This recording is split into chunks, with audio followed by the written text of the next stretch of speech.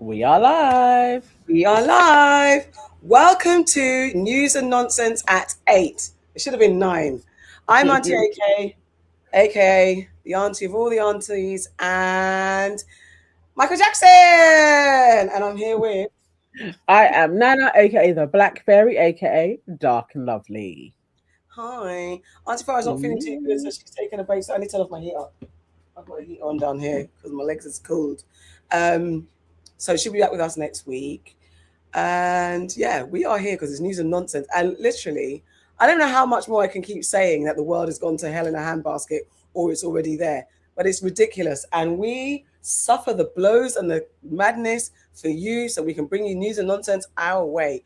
We're going to give you our take on it. We're here to help you separate the wheat from the chaff, the sap from the crap, what you need to know from what you don't need to know. But before we start and get into it, Nana, what do they need to do? Please, guys, you need to book the like button now and share this as well. I will also be dropping the link in the chat to join our YouTube membership, which is $2.99 to support us and $5.99 to be a member of our family and gain access to our WhatsApp community as well as our monthly lives. Now, I know we owe you some lives, we do, but we will be back with them. But yes, so please, it's a way to help us. It's a way to help keep the lights on for your aunties. I will drop the link on the chat. Yeah, baby. And who else? Who is in the chat with us today? Who's with us? Okay, as people are coming in, roll up, as they say. We have Body Gang. Hey, Body was Hey, in buddy. here first. We have Coco Pop in with us as well. Yvonne is with us too. Lady Lyric is in the house. Cher is in the house. And hello to Facebook and Instagram. Hello out there. Hello. Boy out there. Oh, we've got more people rolling in now. We've got Love M's with us as well. African Man is here. And Queen of Kuti. Oh, hello, Or Guido. Kuti is with us, and Miss G as well. Hello, guys. Roll up, roll up. Always telling people what to do. Make sure you like and subscribe. I know we are so close to 13K. I think we are like 30 people away from hitting 13K, and it would be amazing if we got there during this live as well. That would be phenomenal. Very cute. Yes, that would be really great. And you know, it is Sunday service. You all know what you need to do. You got to do your tithes. It actually makes such a difference. That Sunday where we can call it super tied Sunday, when people had to talk to be in the chat, especially whenever we do anything with African Americans, because Americans know how to tithe. It was really good, and we almost doubled the amount of money that we make usually on YouTube. So it really, really helps as well. So please give your Sunday tithes. That would be great. That'd be great. Don't don't make us beg you. We will. We don't love it. But yeah, it just helps us keep the lights on, guys. All right, let's get into some news and the nonsense of today. First up, roll up. We have got, guys, Melania Trump. Who told Melania Trump anyway? First and foremost, first of all, who told Melania Trump to start? Who, like, it was very much like everyone's been asking me why I left Instagram. Everyone has been saying you need to talk. Everyone, this random people. Anyway, let me play what's going on with. Can you I'll set up the video. That is exactly what it was like. Like, I need to tell you all why I haven't been online for a month, and nobody had noticed. In all of the Epstein stuff, though, I don't know why, but Melania was at the bottom of my thoughts on anything to do with it. I had actually forgotten about that chick, because what we can get into is she don't even live with Donald Trump, and they haven't lived together for a few years. She lives in New York. He is in the White House most of the time as well, or in Florida. So these two are strangers. Who was thinking of Melania Trump? Who? Oh, first up, Louise Owusu here to say,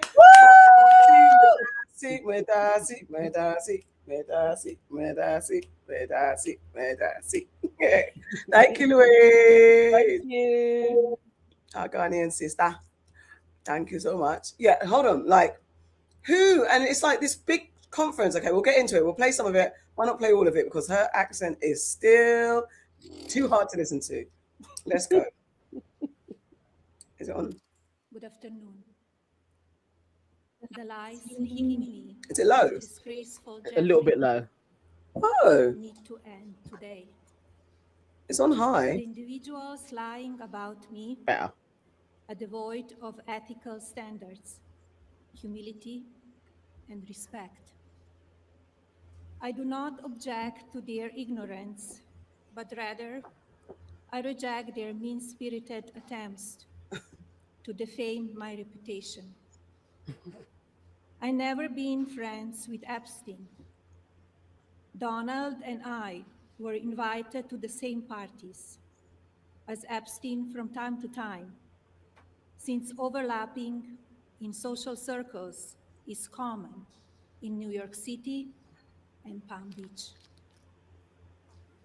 To be clear, I never had a relationship with Epstein or his accomplice, Maxwell.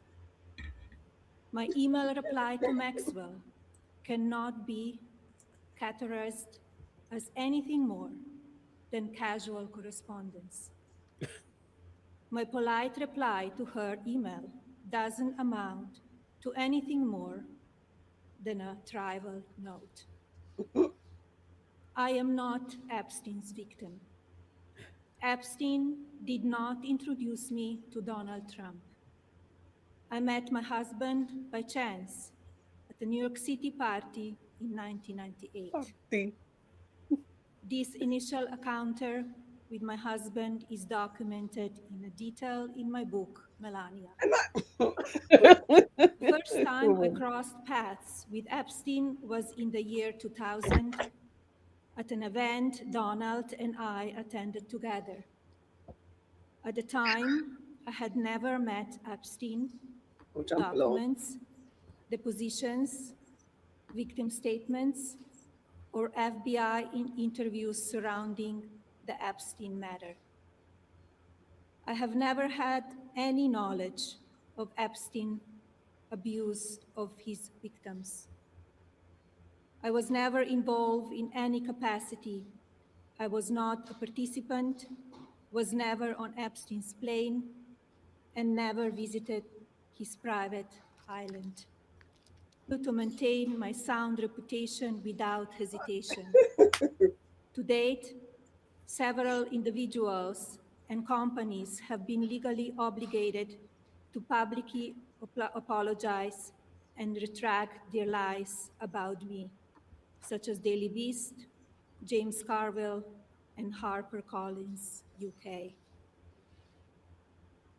Now is the time for Congress to act. Epstein was not alone. Several prominent male executives resigned from their powerful positions after this matter became widely politicized. Of course, this doesn't amount to guilt, but we still must work openly and transparently to uncover the truth. I call on Congress to provide the women who have been victimized by Epstein with a public hearing specifically centered around the survivors. Give these victims their opportunity to testify under oath in front of Congress with the power of sworn testimony. Each and every woman should have her day to tell her story in public if she wishes, and then her testimony should be permanently entered into the congressional record. Then, and only then, we will have the truth. Yeah. Thank you. Well done. Well done. I mean, everyone's been asking me, and so I thought I was eating my peas and my rice, and then Melania's on the screen. I mean, there's so many theories. Wow, we got some money. We got some money. Thank you, Yvonne. Thank you. Woo, woo, woo, woo, woo, woo, woo, woo. So I was just typing, thank you. Bless you, for bless you. our money. Thank you. I'd give her more to shut her up, but I'm skinned. I hear it. Listen. The reason why, because let's break it down, because there's a lot to talk about here. Can we start with, all right, Melania has been in America since the 90s. Yeah. Like probably about, I think it's 94, 95 when she got there. The thickness of the accent is one thing, but the lack of being able to read out, like this is the second term that you have been first lady. You know you got to do speeches. You guys are basically billionaires. You trying to tell me you can't afford a voice coach? Like this is, I don't think this is okay when you are deporting people left, right, and center. Like I actually think it sends the wrong signals out there. That is the part that wilds me, because it's like they will say, how dare you be in our country for how many years and you don't know how to speak the language? And yes, she can speak what we think is English. And I hate that we are now laughing at someone with an accent. There's nothing wrong with having an accent, but the position that you're in and the stance that your husband and his cabinet take and his cronies take. Sorry, I put chewing gum in and I shouldn't have. It's flying out my mouth. Yeah, the position that they take about immigrants and their inability to speak their language is wild. That you are a whole immigrant in every sense of the word. And when and how did you get here? That's the thing, because you know what? I always assumed, I didn't even know she was fighting so hard, because the things I've been watching, I didn't know she was fighting so hard to have her reputation cleansed in that respect, because I thought it was a given that she was an escort and that she got plucked from the harem of Ghislaine and Epstein, and that Donald went, yep, that one will do, and then they groomed her to become first lady. I thought that was the story. I didn't even know she was fighting so hard.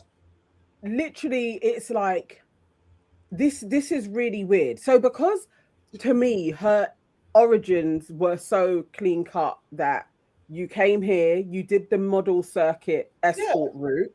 Like, you know, he's an older man. A lot of your brethren were all young with an older man as well. Yeah. I don't know why this is surprising. I remember it was when they were first running, when he was first doing his campaign, and all of her old kind of FHM pictures were out there, like the lads mags. Sexy one, because she did all that. She had a whole load of those that were circulating and people being like, oh my God, how can the first lady have basically like titties out pictures out there? Yeah. This whole thing of like a clean reputation, you've been married to a Trump. Like, what are you talking about? And you've got pictures with Epstein and Ghislaine talking about you don't know them very well, sending emails. And it could be, you could have just been kissing ass. You might as well now talk, because everyone is asking. So then now tell the maybe you're not kissing ass. That's why you have the email that says, "Hey babe," basically, "Hey babe, great being with you the other day. Great to see you, like great hanging out." That's literally the tone of the email. Then you're talking about, I don't know her, I never interacted with her, and then you're suing, because I saw an interview with the Daily Beast guy, and he was like, "We're still in court. It's not finished." And then I think the grounds that she's trying to sue the Daily Beast for. And I didn't know she's got bears. She's suing everybody, saying everything. But it's also like stuff within the confines of law that you can't be suing for, because we're not. I think the Daily Beast guys said we're not defaming her. We're literally using what's a public record, and you can't just sue because you don't like what we're saying. But basically, because Donald started doing that as well, and a lot of different publications like the BBC kind of apologized, and you know, the others in America kind of really did capitulate to everything he was saying. I think the lawyers that they have they're out here to make money as well, isn't it? So they're going to go after anything that you say about her, and everything that we are saying is very allegedly based. You know, this is just our opinions. So you never know. She may see this and send us. She may send us some shit as well. She's going to sue everyone. I haven't even watched SNL yet. I need to chill out. Apparently SNL have gone into her. Everyone's gone into her. Like you, because who was talking about her? No one was talking. I have. What do you think this is? Because we got a video from Michael Wolff. Yeah. So I play that, or do you want to get into your theory? Yeah. No, let's play Michael Wolff, because he's speaking about it as well. Obviously, I think he is the only person that is actually suing her. But that's the Daily Beast guy, isn't it? Is he a part of the Daily Beast? He's the one that wrote Epstein's autobiography. Yeah. I thought he was okay. Maybe because that's who I was talking about. I think it was him. I think it's him anyway. But yes, he sued back because he's like, "Fuck you, you can't sue me." Anyway, let's go. That was sure weird, and she certainly contradicts much of the evidence, known timeline, and much of what Epstein has directly said about her. So why? Well, we know she's fiercely tried to protect and control the details of her life after she came to New York in the 1990s.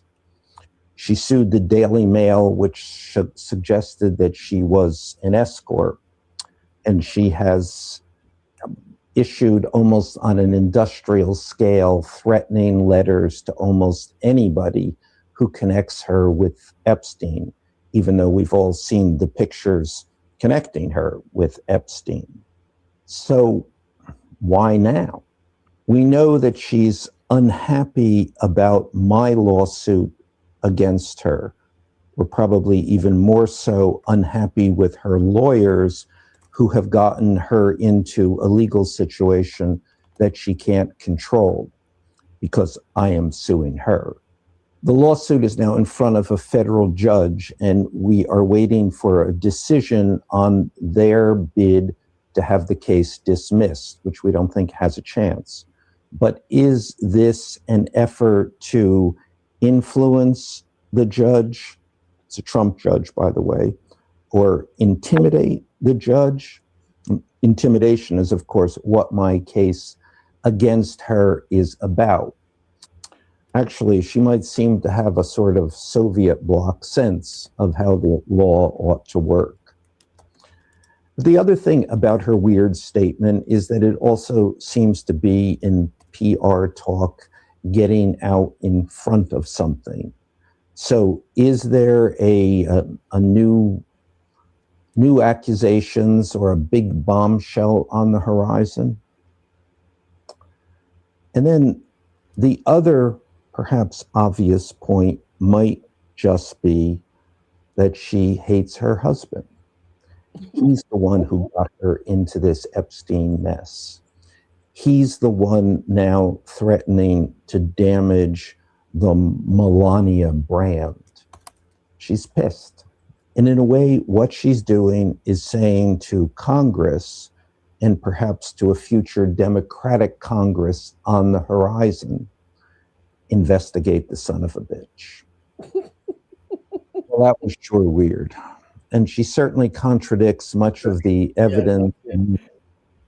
I mean, I don't know which way round it is, because it also could be a bit of everything as well. So what we do know from the timeline point of view is her brethren, Amanda, well, ex-friend, Amanda Ungaro, yes, who has known her since the 90s as well, and was also the ex-partner to, what's that man's name? Fella. Yeah, Paolo. Let me get Is this. it Paolo? Yes. I'm just seeing the names. Yes. So, all right. Amanda came out on the 8th of April with her first tweet, directed solely at Melania. Let me get that up as well so you guys can see that. I think that a lot is going to come out, and we know this anyway because Epstein has started tracking back upwards while Iran war has been a bit on the back foot while they are doing their fake ceasefire. So there's definitely that in terms of the news. It's like Epstein was coming back along. And then you have Amanda going after her brethren publicly on Twitter and saying, hello, Melania. I was around you for 20 years. You knew I was inside ice, and you know what hurts after all this time? I stayed close to your family, your mother and your father, not because of you, but because of them, at events and everything else. So shut your mouth when speaking about me, because I will expose everything I know. That came out on the 8th. And nobody really noticed that because they weren't really looking into what was taking place. And then she had another tweet the next day as well. Let me just say that. I will tear down, this is the next day, I will tear down your corrupt system, even if it's the last thing I do in my life. I will go all the way. I am not afraid. Maybe you should be afraid of what I know or who you are and your husband and who your husband is as well.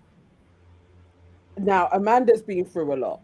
Yeah. She's going through alienation from her ex-partner. Her child has now been stolen away from her. She was picked up by ICE. It's looking like maybe she was framed, allegedly. That's how they managed to deport her back to Brazil. But she's also claiming that she most definitely was groomed and was on Epstein's flight and was basically given to her partner as well. And this is her best brethren, who she went through the modeling agency with as well. This is the thing.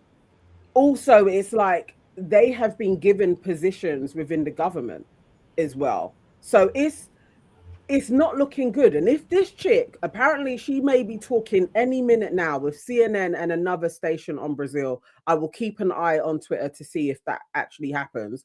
If she starts spilling all of the beans, she knows a lot.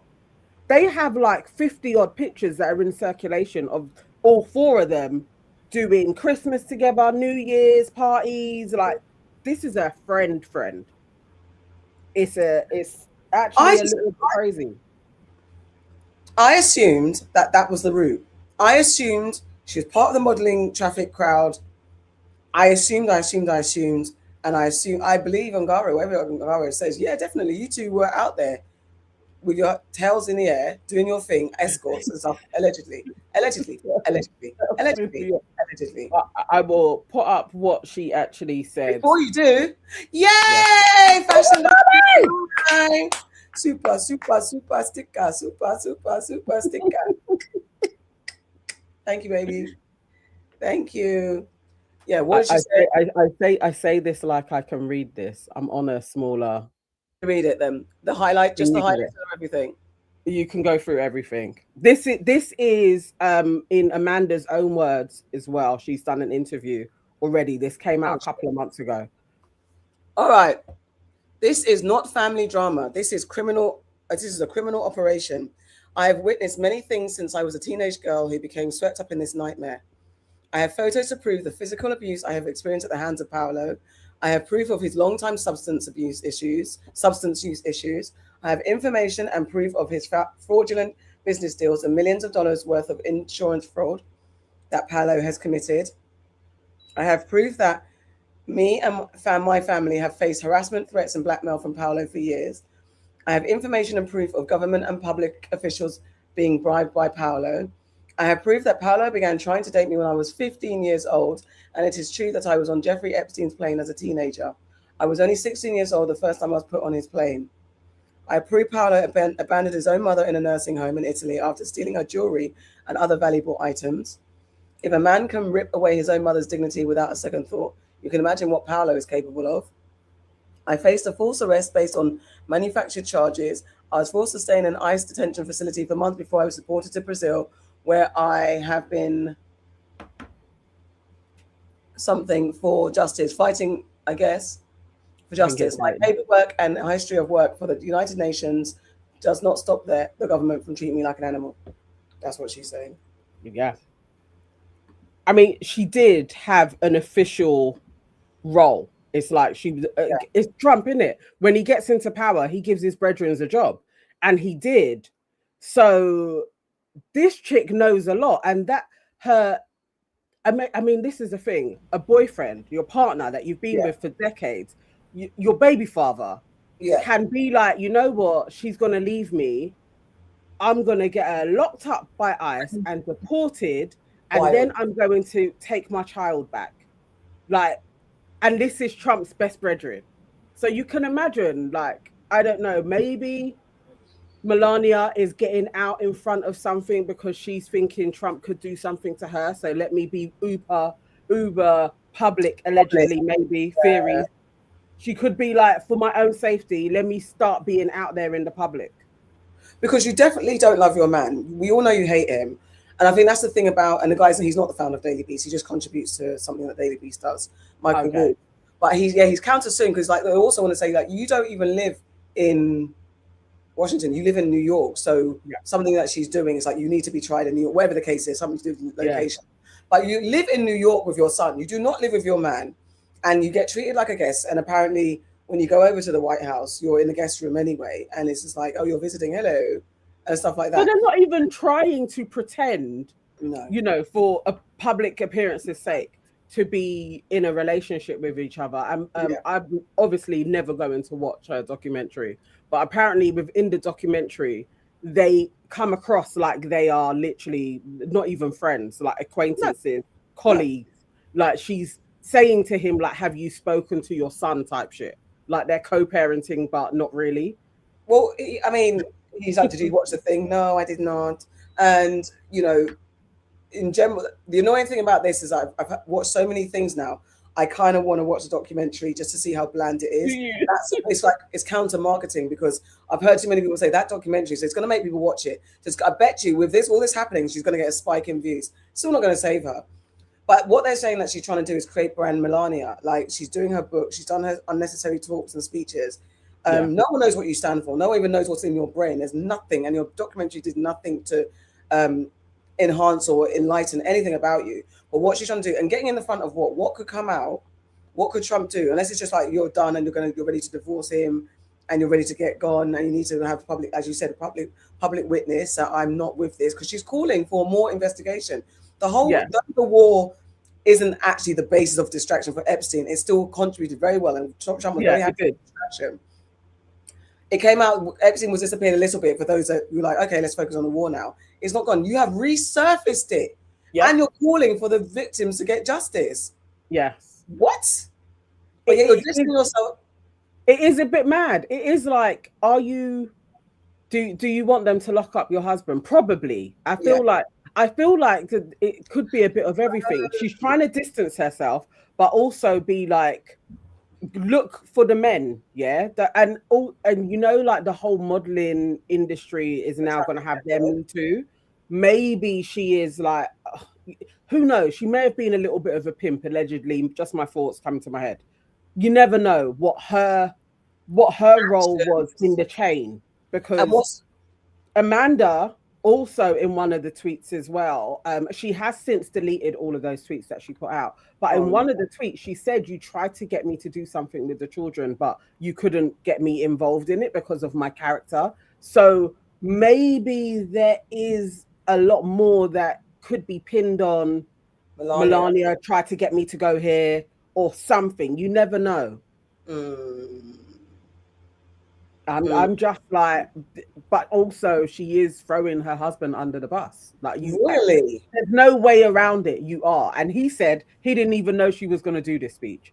So, and he said he tried not to talk about it. He was like, well, I would have done things differently. So you can't shit on her just yet, but it's coming because he's shitting on anyone that turns against him. So there's only so much before he starts cussing her and then starts saying stuff.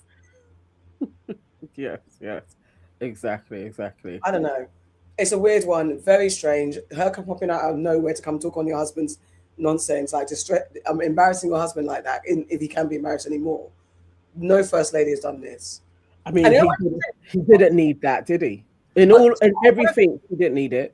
I want to scroll through it because there's another woman's name that I'm just going to. I don't know. Are we all right with sharing Daily Beast stuff? Because I just need to find out what she was saying, because she was on. Our friend here. Oh, what's that? Jennifer Welsh.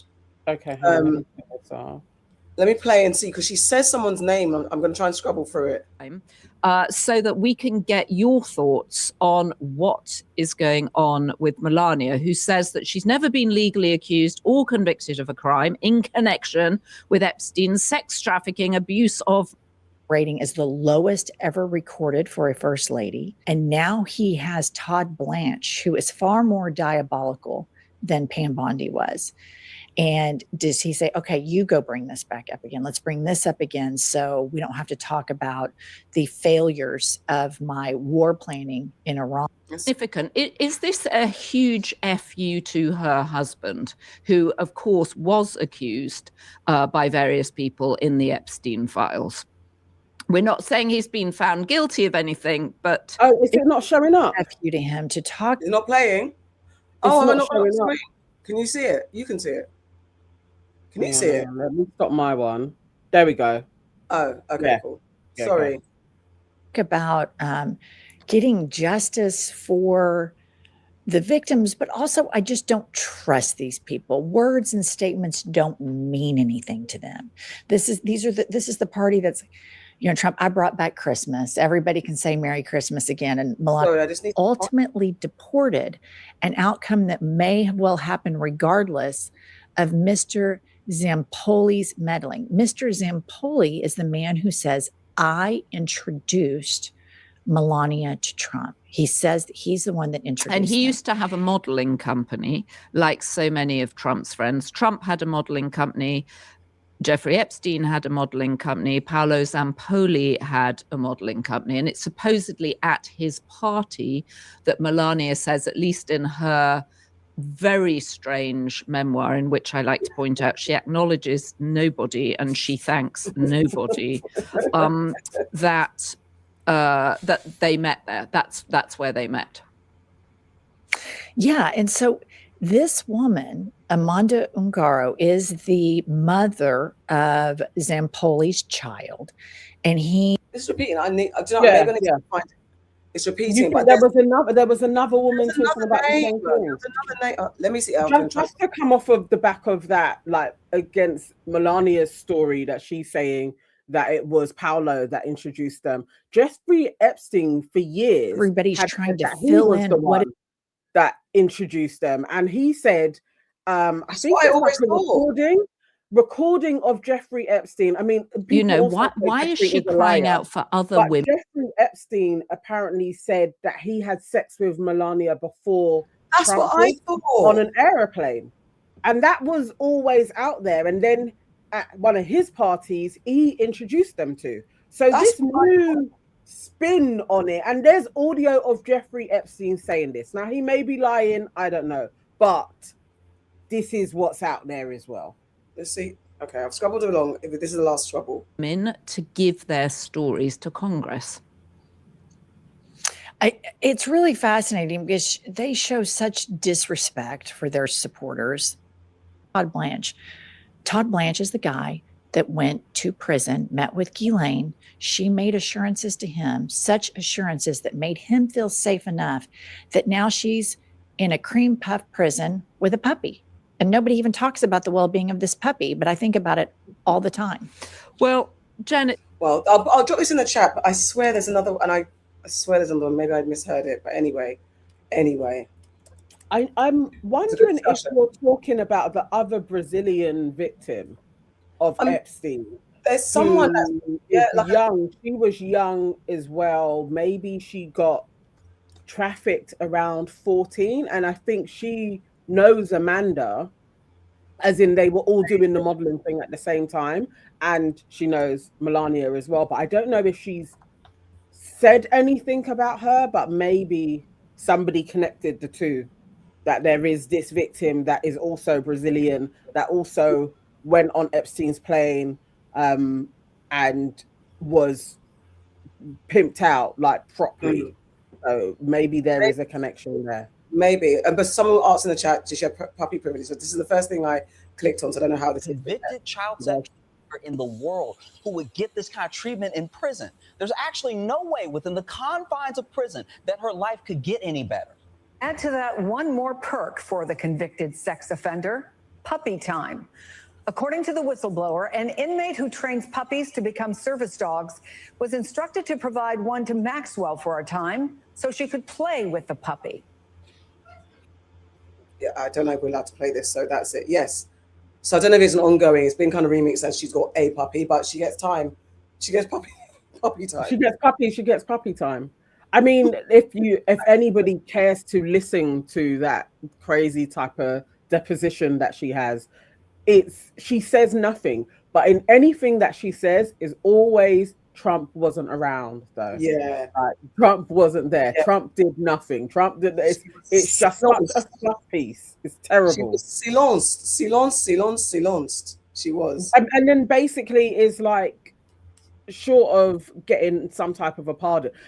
You don't get sentenced to like 20 years and then you go into some kind of Cat D prison where she's probably allowed out. We're just not being told about it. Yeah. Who knows if she's even in prison, to be fair. Prison. I think I've had a few more been watching a few more conversations where it feels like, okay, maybe she really is inside. But if she is, she's having, I say a whale of a time, but she's not, she's in a Cat D. She's literally, I don't know. It's easy time. It's easy She's time. not getting the time that someone like her should get. Precisely. She is not in a shitty maximum prison. No, she's in easy time when you're about to be released type state, if she's actually inside at all. And I don't know if something happens or this dies down in some way. I don't know. I would not be surprised if this man pardons her. Give it a year or two, he could do it. And I'm not even saying it could just be Trump. Like somebody, if the Democrats come in next, one of them could pardon her. Like it's just, she could be out soon. Trump's pardons, he's been talking about he's going to do some pardons. Let me see if I can get this up. I can't. It's too many people talking about it. But apparently he's going to offer people pardons, and he's basically, what the analysis is saying is he's doing it so that you don't get your shit off, all your madness. Do what you can to defend me, have my back. Anything you do, you'll be fine. But it depends on the type of crime they do and the kind of shit that they do that you can pardon them on. I think there's like, you can pardon on this thing, but you can't pardon on that. If it's federal or criminal, all those type of things. So if Trump doing all of that, testing his base because everyone's jumping ship, because all his loyal people are just like, nah, fuck you, you're crazy. I don't know if you can trust that. If you're going to be part of that, if you're going to be, yeah, man, I can go and do the purge because Trump's going to pardon me. Not sure that's take time. I mean, who would have thought that he could pardon all of the insurrectionists, the January 6ers? Yeah. But how many of them are still on road? How many of them are still on road? I mean, there was that spiritual advisor that he had that he pardoned for sex crimes, and then he went back and R-worded another child again. Like, so Trump will do shit. And again, it's a bit like the royal family. How many pedophiles and adjacent people do you have in your circle all the time? And you're going to be like, no, I'm squeaky clean. It's like, come on now, please. Realistically, anybody with a modeling agency, though, you've got to side-eye them. Because how have you all got Trump, this Paolo guy, Epstein? You've all got model. Why? Even why? John Luke, who was about to be done and may have been spilling all of the beans on what they'd been doing, and he killed himself, apparently. Like, come on now. All of these big, old, hardback, dirty, big-bellied men having modeling agencies. And they're always going after that 14 to 16-year-old. Dirty bungles. It's nasty. Even the fact that, why are you even allowed? I never knew, like, even if it's like to take it seriously, who heard of Trump's modeling agency? Who? And who? And what level of modeling? And whatever, like, because I think Melania never got more than catalogue. And a bit of she's absolutely just was on the catalogue circuit. You know what I keep hearing? So on a side note, so many people saying she's so beautiful. I know black people and white people have different eyes. I know we all have different eyes, and maybe there's a cultural general consensus of what's pretty and what's not. Melania, but I keep on hearing talking about her being. I mean, she's all right looking. She's all right. She looks like a cat. She's like a what? A cat. That's even disrespectful as a cat. Cats are so cute. She's so like pinched. She's so she's got a line for lips and no lips whatsoever. She needs to go and get a little bit of filler. I'm not even saying a lot. A little bit to give it a little pinch of something. No, she should my nose, like, round it out a bit. Like everything's like, it's like if my nose was like this. That's what it's like. Like black people who are upset about their noses. This is cute, you know. Don't worry. The Melania is like, it's like that big of a nose. Oh, she was hotter when she was younger, but I mean, she's not. Okay, she's not Butters, but it's just the fact they say beautiful. I was watching Mr. and Mrs. Smith the other day, and I used to forget that. I don't talk about white women I think are beautiful. Angelina Jolie, that's the type of that's who I think is a beautiful white woman. And Anne Hathaway, I think Anne's got a really, and Melania can't touch you. We talk about white women and we got something fair and not being horrible. I don't hate white women, but I just don't. You talk about beauty. Anne Hathaway, Angelina Jolie, that's beautiful. Oh, what the hell? She looks like a bop. A bop. Pinky and Brain said Epstein knocked up Melania. Facts. I mean, he said he did it after a party that they were all at in a vehicle. Like, and he could have just been being disrespectful. Who knows? I was literally, who knows? I was literally, when I was watching that, I was wanting to make that comment about herself. Carrie Olivia J, that's exactly, as a former hairdresser as well, her hair is on point. It was a nice flow. That, when she was on the screen doing her speech, you got your hair coiffured for this speech. She got it done. The wave is good, the curl is good, it's smooth. But actually, when she turned around, the back wasn't as smooth, and she hasn't got thick hair either. She hasn't got luscious hair. I know you had to do I was thinking, why didn't you put a piece in? Like, it's very simple. Just put a piece in, and it would have, because you knew that you were going to have that dramatic moment of walking back. So do it all. You've come in your structure.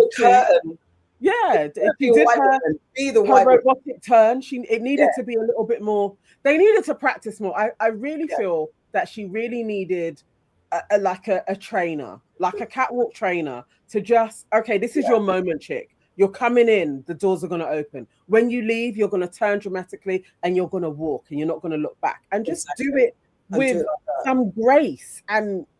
But she's like a robot. It's because she's got no black friends either, because a black woman would say, now girl, you gotta and then and also would have added a little bit of rhythm to what she was saying. Yes. Or just speak in your voice, like however you speak. You know, if you mess up words, she messed up words, but she must have a rhythm to her talking, because she can't talk like that all the time. No, like, she does. She does. If you're just talking to her, she can't be like, "Oh, Melania, do you want some whatever? Do you want some tea?" Yes, I would like some tea, please. Like, she must have a normal voice. She must do. Hold on, I've got to play this. I hope we don't get taken off air or whatever. But I have to play this because, Glenn, you're rude. You're saying that Melania looked like this. For those too young to know, you're taking a piss, mate. You're actually taking a piss. Wealthy and the powerful rule. A world apart from mine. From the moment I saw her, she captured my heart. Glenn, you're wicked. She does not look like that. I see the similarity. We're going to get sued by Melania Trump. Glenn, we're going to point that. We're going to send her to you, because you're saying that my girl's hair looks like this. You're out of order, mate. You're out of the pavement sounds. You're out of order. Vincent the Bee. Those of you remember, this is Beauty and the Beast. It was a TV series. Oh my God, the way I watched this. I love this show. Actually, from the side, there's a little bit of Melania from the side, to be fair. I see it. I can see it totally. But his hair's thicker. Look, he's giving. And I bet when she washes her hair, that's what it looks like. A little bit of a curl. When he smiles. Yeah, that's enough of that.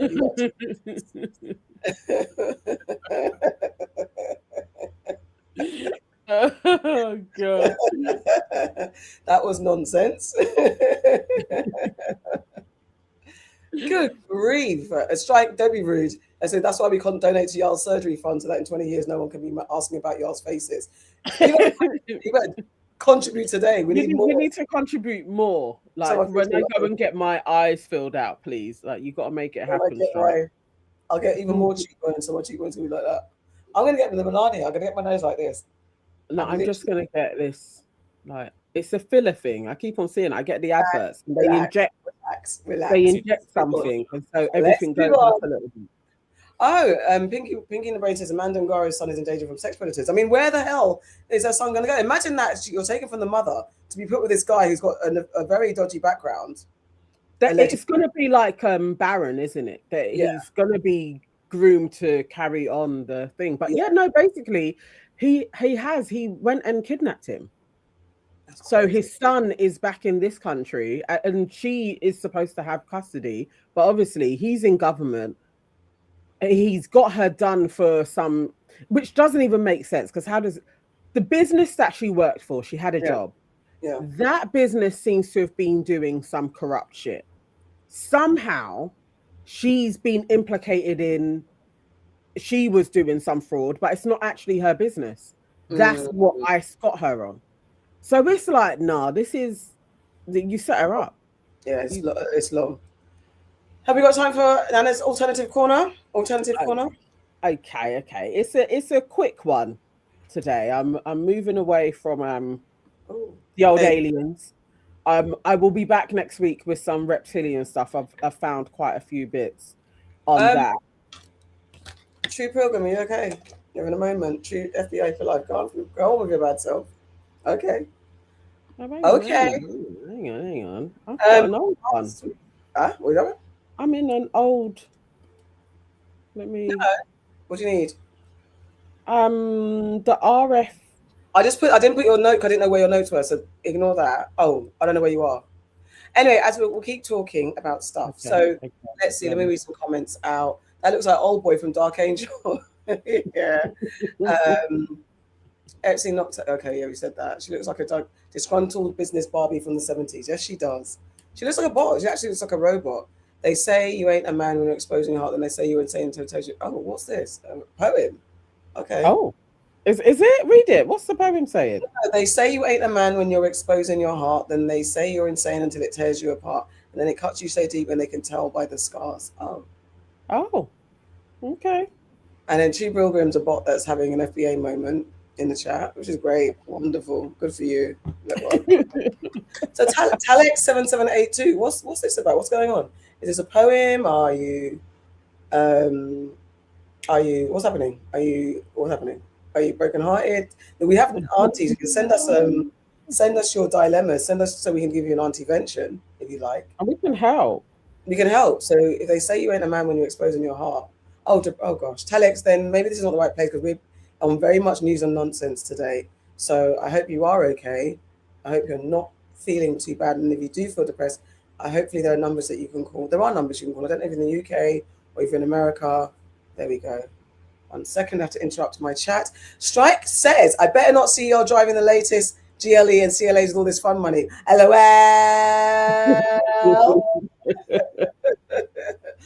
Yeah, well, and what? I can't even drive and I'll drive. I'll take your money and drive. What?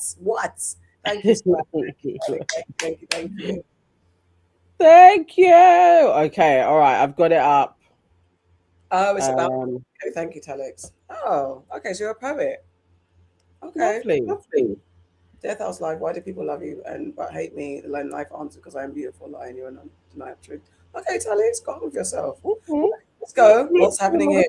Okay, all right. So, corner. Let's go. What are you talking about today? I was scrolling on the internet, and if anybody has been watching us since 2020 when we began, you would know that I was vehemently like COVID is a setup. And, you know, at those times, those videos weren't monetized and all of that shit. So we had to curb how much we spoke about COVID. But lo and behold, there is video of RFK Jr. talking about the theories around COVID. I want you guys to watch it and let's actually discuss, because I don't even know if I believe everything that is on here. I have theories about it, but it's dastardly. What did RFK just say in this video? Watch this. We need to talk about bioweapons. Well, I know a lot now about bioweapons because I've been doing a book on it for the past 2.5 years, and you know, the technology that we now have to develop these microbes, we've put hundreds of millions of dollars into ethnically targeted microbes. The Chinese have done the same thing. In fact, COVID-19, there's an argument that it is ethnically targeted. COVID-19 attacked certain races disproportionately. The races that are most immune to COVID-19 are because of the structure of the genetic structure of genetic differentials among different races of the receptors of the ACE2 receptor. COVID-19 is targeted to attack Caucasians and Black people. The people who are most immune are Ashkenazi Jews and Chinese. But we don't know whether it was deliberately targeted that or not. But there are papers out there that show the racial and ethnic differential and impact to that. We do know that the Chinese are spending hundreds of millions of dollars developing ethnic bioweapons, and we are developing ethnic bioweapons. That's what all those labs in the Ukraine are about. They're collecting Russian DNA, they're collecting Chinese DNA, so that we can target people by race. What? Holy fuck, chat. I mean, that from Melania to Metal Mickey. That was so hard. I mean, this is very hard with RFK. Now, we have to take everything he says with a pinch of salt. This supposedly was filmed undercover. He's out here just chatting with a bunch of people, but we definitely do know that they do biochemical shit. Definitely. Oh, here we go. Let's go. Adonis, the FBA YouTuber that you had issues with, has been discovered to be living in what flag is that? Germany. Is that German flag? What flag is that? I can't see the flag. I can't really see it. For 10 years as a passport bro. Is now detained, but he's still talking about Africans, Caribbeans. I won't talk about something where he's detained. That's from Lee BQ2JO with $19. Thank you for the update. Thank you. Romania. Yeah. Thank you, Romania. I do remember him being in Romania. Wow. So it's a passport bro. Thank you. Oh, yeah, he is. How did you hear that, Lee? Oh, wow. Let us know. Yeah, he definitely was a passport bro. In it, check, cash and facts. And big up Buddy. He's been watching us since 21. Thank you, baby boy. Thank you. Cash and facts, share cash and facts. That's what we like here. Breaking news to interrupt the breaking news. Yes, Lee. Thank you. Come with the tea. Oh, let us know what he's been up to. Yeah. So it's like we know that they are doing biochemical stuff, but I felt like he was choking over throwing Black people in there for a reason, because I just don't think it's true. I don't think it's true either. When COVID started and there was the whole thing of why aren't Black people getting it, then all of a sudden we are more susceptible to get it. It's just, as he was talking, I was like, I don't believe this. This has nothing to do with us. Now, I don't know, maybe China was doing warfare against white people, but I don't know why they have to keep on throwing Black people alongside shit. And also, genetically, we are actually the furthest apart. So how could it be I'm not believing this. I don't believe that either. Now, I think either he thought, again, this secret recording that was secretly leaked. Do you think that Black people get hold of it and start getting vexed, and then we'll do Black Rage and then make it go viral and then do all this kind of shit? It was that a kind of quick way to try and get our attention, because it was shit. No one believes it because we literally were resistant to it. The only thing I would believe is that it wasn't manufactured in China for sure, or if it was manufactured in China, it was in cahoots with some Western someone or one of the superpowers collaborated to make it. That's my conspiracy theory. COVID was man-made, and it was elite made by some elite person, group of people that wanted to do whatever. And if it's a test to see how much we complied and blah, blah, blah, population control, whatever the case is, that's my conspiracy belief. I have no facts or stats on this. Well, so you don't think it came from Wuhan? You think it was made somewhere else? Like no, maybe even if it came from Wuhan, I don't think it was. I personally don't think it was just Chinese alone. Yeah, I agree with you. You know what I'm saying? So even if it was in their lab, it was someone from Russia or the West or whatever also knew that some elites were in cahoots with it. That's how I believe my conspiracy tinfoil. Well, Fauci had been working with the lab in Wuhan. Yeah, exactly. So a lot of American money had gone into that lab, where after we got to like 2023, they were like, it did leak from a lab in Wuhan, which could get you demonetized, lose your job when you were saying that back in 2020, because they were saying it came from bats. So yes. It's yeah. So, but I don't believe. Yeah, I think that little bit that he dropped out. I think African Man says it. Comments like that are made to make sure. Yeah, just train, just to get people talking about it. For us to then be like, oh my god, he's saying something about blacks. No, it's not strong enough. It's not a strong enough theory. You need more than that to stoke the angry blacks. To be fair, so. I was totally like, oh, I don't believe this, but there was loads of people being in. I knew they were targeting us, and I still am of the mindset of, nah, this was something that weren't for black folks. We needed to stay out of it, and they had to try and get us involved in it that we were susceptible to COVID-19. They spent so much money getting everybody and their son to do appeals to the black community to go and get vaccinated. Nah. And it wasn't the highlight because I don't even see long COVID in Ghana. I mean, it's a small microcosm, and when I go to Ghana, it's for a couple of weeks. I don't know the whole world, so let me not be too like I haven't done any research.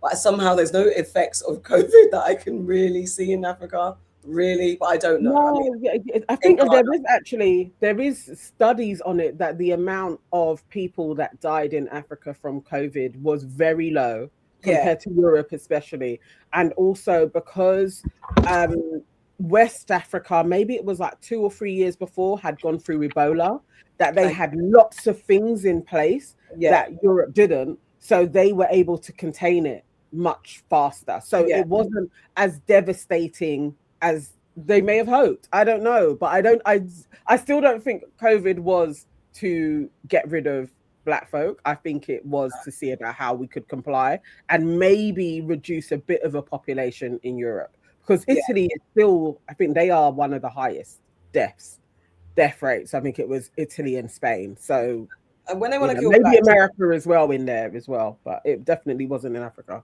When they want to kill blacks, they don't do that. They give us injections and stuff. And they sterilize folks. Like it's generally that's what they do, and they mess with the vaccines.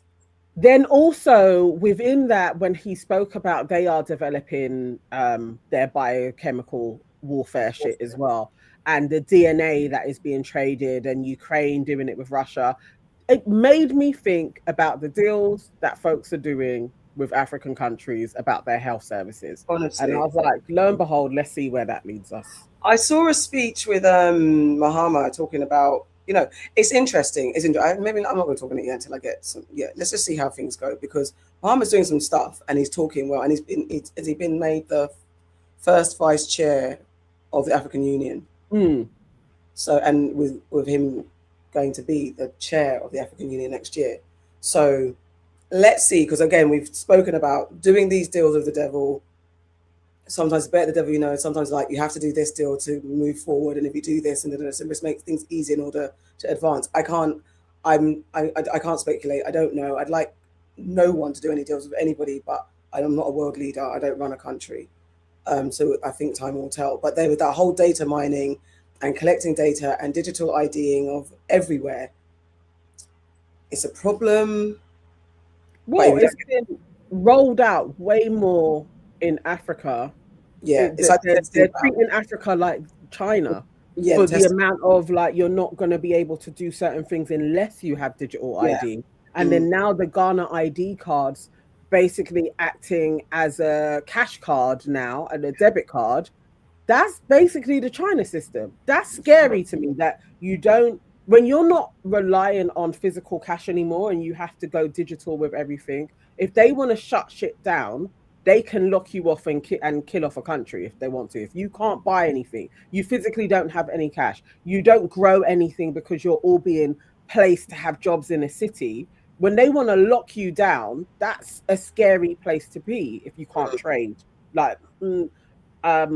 And they're doing that all over West Africa. So it's a little bit scary. It's a little bit scary. A lot of my African leaders are coming together and being like, no, not on our watch. You're not going to be in control of our resources anyhow. We're not going cap in hand. So I really have to watch it play out, because I hope that smart deals are being made. If they feel like they can't resist, that the deals are very smart, at least. Because I don't know. All right, that was Nana's Alternative Corner. What do you lot think in the chat about this biowarfare for sure. Biowarfare is a thing. Biowarfare is a thing. I was going to go to something, but I thought actually. Sorry, say that again. Yeah. No, go on. No. Just have you guys seen that in America that your boys have been automatically drafted? I'm going to try and find a news story. I hadn't got it. Yes. No, I did see this. So they're actually putting it for. You know where I saw it though? I saw it through the Iran Lego videos. That was where because it was floating around.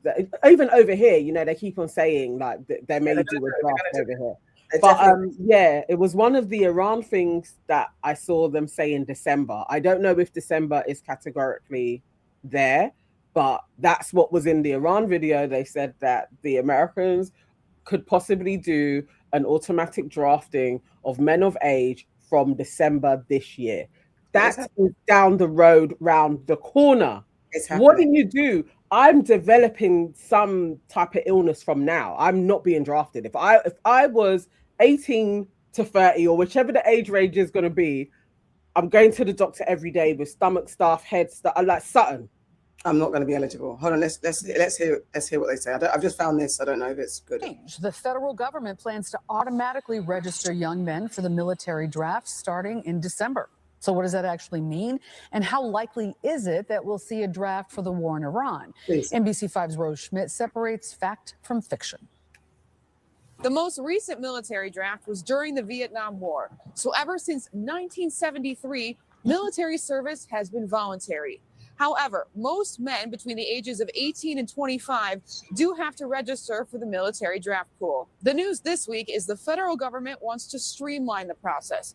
Instead of self-registering, people would be automatically registered. I think it was probably in the works for some time, and it's just to make the system more efficient. So I don't think anybody needs to lose sleep over the likelihood of being drafted and sent to Iran. DePaul University professor Tom Makaitis studies military history. He says a draft is highly unlikely, and even if there becomes a need for it, it's unlikely to get congressional approval. The military absolutely, emphatically does not want it. We live in an age of high-tech, warfare in which they want, very skilled and trained soldiers. This is not the age of the infantryman with his rifle and his bayonet seizing territory. White House Press Secretary Caroline Leavitt was asked about it during a Fox News interview last month. It's not part of the current plan right now, but the president, again, wisely keeps his options on the table. But as commander-in-chief, there's no greater priority or responsibility to this president than, of course, protecting the American people. This is Northwestern University professor William Reno's take. I think I would be more concerned just from the point of view of control and security of information, that automatically registering people for something like this rather than asking for their consent. Reno also poses the question, what about women? As of right now, women do not have to register. Rose Schmidt, NBC5 News. Thank you, Rose. Let me tell my boys to start identifying as women. All you MAGA nuts that were anti-trans, I bet you. Actually, I do feel a little bit different in my stomach. It's crazy, and I get this is the whole thing, yeah, because they always start off like this. Remember when Trump was campaigning, he was saying no new wars. Shit changes all the time. So that old white man who knows you are not fighting anything, talking about there's nothing to lose sleep over, shut your mouth. Like, you probably have 40-year-old kids, so you're still not even like thinking it's going to affect your life in any way, shape, or form. No, you know who they put forward first, and it always is. It's people from poor backgrounds. It's the working class. It's folks of color. They put them on the front lines. So yeah, it's all easy to be like, oh yeah, we ain't got to lose sleep over it. No, this is dangerous. You're starting shitty wars all the time for nonsense, and then being like, we got to fix it. No. Sorry. Yeah, no. Long. This automatic shit is wild because they're talking about streamlining. Don't worry about it. We're just streamlining the system. What's to streamline? You know you're not getting people registering to go to war anymore. That's the problem. That is the issue. No one's signing up for war. You can't make patriots out of anybody. As patriotic as they get is for their sports. That's about as far as it goes. Young people don't give a damn about the countries that they're in that respect. They'll be like, go USA, go UK, whatever, USA for sports. That's it. And then a few MAGAs left that be like, okay, yeah, Trump and his cronies, yeah, we are the biggest, baddest. But are they going to fight? How many are going to fight? And yes, how many are eligible? Come on, that is why they're doing the automatic draft. And don't tell me that, oh, it's just to organize the thing. Because trust me, on the day in December, automatic draft, and then they're like, yep, we're going boots on the ground, or we need to re-up our resources. Trust me, you're going to have people knocking on your door, dragging your boys out the house. Listen. It's like standardly that will take place. And we don't know how this is even going to escalate anyway. We got Trump on the dock. I've got it coming up next. Yeah. So we can get into that because we really don't know where this is going to go. So it's gone left already. So yeah. So on the back of that, JD Vance has effed up the negotiations, and I think again, what was I watching that they were saying that at the end of the day, JD Vance is lining himself up to, well, he is vice president, obviously, and if Trump does happen to get impeached or taken out, JD Vance will be the sitting president until further notice. Yeah. But I think, and what they say that it's like Trump likes doing a humiliation ritual when anyone gets too popular. So he did it to Marco Rubio. Remember him taking the piss out of his accent and doing all that kind of crap and made him fall on his sword like an idiot for his people. And then now JD Vance is getting a little bit popular. So, and he's spoken out against the war, kind of like he doesn't go along with Trump's ideals. So he said, oh, yeah, you know what you can do? You can go to Pakistan and be definitely like this is my youth journey, because you know that you're not going to, because it's like, why are you sending someone like JD Vance who can't handle this shit anyway? And is a hothead. No, most definitely. I think most people, and then I saw a whole montage of JD Vance like slagging off Trump for years, for him being his vice. So you know these two hate each other. The fact that we haven't seen JD stand up, and even when they were doing that whole wankathon over, we went to collect our soldier, no man left behind, that JD Vance wasn't in the room at that. You know, they are not brethren at this moment in time. So we're going to send you to Pakistan. What has been happening when peace talks take place? Israel has basically tried to kill the people. I think they were also like, if Israel bombs this, we get rid of JD in it. Like, I think Trump is every man for themselves at this moment in time. 100%. This was a mission of, you know, it's not going to work. A day of talking, like, you know, there's not going to be any. Well, let's hear a little bit of how JD delivers the bad news. The good news. The bad news is that we have not reached an agreement. And I think that's bad news for Iran, much more than it's bad news for the United States of America. So we go back to the United States having not come to an agreement. We've made very clear what our red lines are, what things we're willing to accommodate them on, and what things we're not willing to accommodate them on. And we've made that as clear as we possibly could. And they have chosen not to accept our terms. Questions? Sir, Nick Robertson from CNN. Precisely what have they rejected? Exactly what? Can you help us understand it a little bit? Well, I won't go into all the details because I don't want to negotiate in public after we've negotiated for 21 hours in private. But the simple fact is that we need to see an affirmative commitment that they will not seek a nuclear weapon, and they will not seek the tools that would enable them to quickly achieve a nuclear weapon. That is the core goal of the President of the United States, and that's what we've tried to achieve through these negotiations. Again, their nuclear program, such as it is, the enrichment facilities that they had before, they've been destroyed. But the simple question is, do we see a fundamental commitment of will for the Iranians not to develop a nuclear weapon, not just now, not just 2 years from now, but for the long term? We haven't seen that yet. We hope that we will. Jen. Is there a framework on anything? And also, did the Iranian frozen assets come up, and did you reach any conclusions on those frozen assets? We talked about all those issues, Jen, and we talked about a number of issues beyond that. And so certainly those things came up. But again, we just could not get to a situation where the Iranians were willing to accept our terms. I think that we were quite flexible. We were quite accommodating. The president told us, you need to come here in good faith and make your best effort to get a deal. We did that. And unfortunately, we weren't able.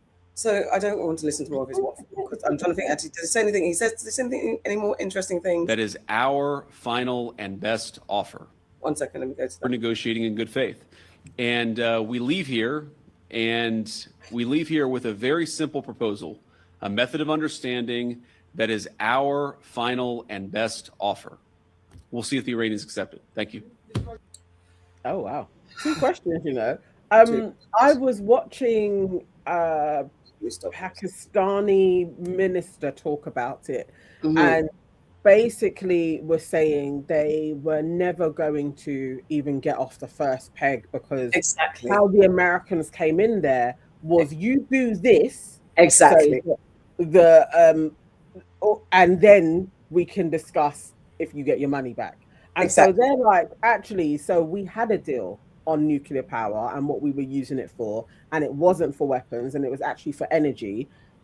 And still, because of Israeli intelligence, so they say, it doesn't matter how we get around this, as long as they keep on saying, no, we are not using it for energy, we are doing it for a bomb, we are going to be in this flux. So if you're like, you've got to, I don't know how they can say they are not going to make a bomb. Like, how else do you do it if you say you're not going to, but we are going to use this power that you all have as well to further our country? I don't see it doesn't make any sense. It doesn't make any sense. There's nothing to negotiate on. Yeah. You guys have nuclear weapons. You can come into my country and bomb me whenever.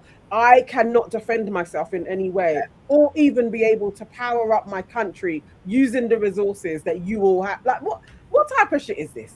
Really? It's nonsense, and it's not negotiation. You're just coming to dictate. Why? And it's like, why are you saying that you can forever, ever, never, ever look into nuclear stuff? Why are you and your cronies allowed to?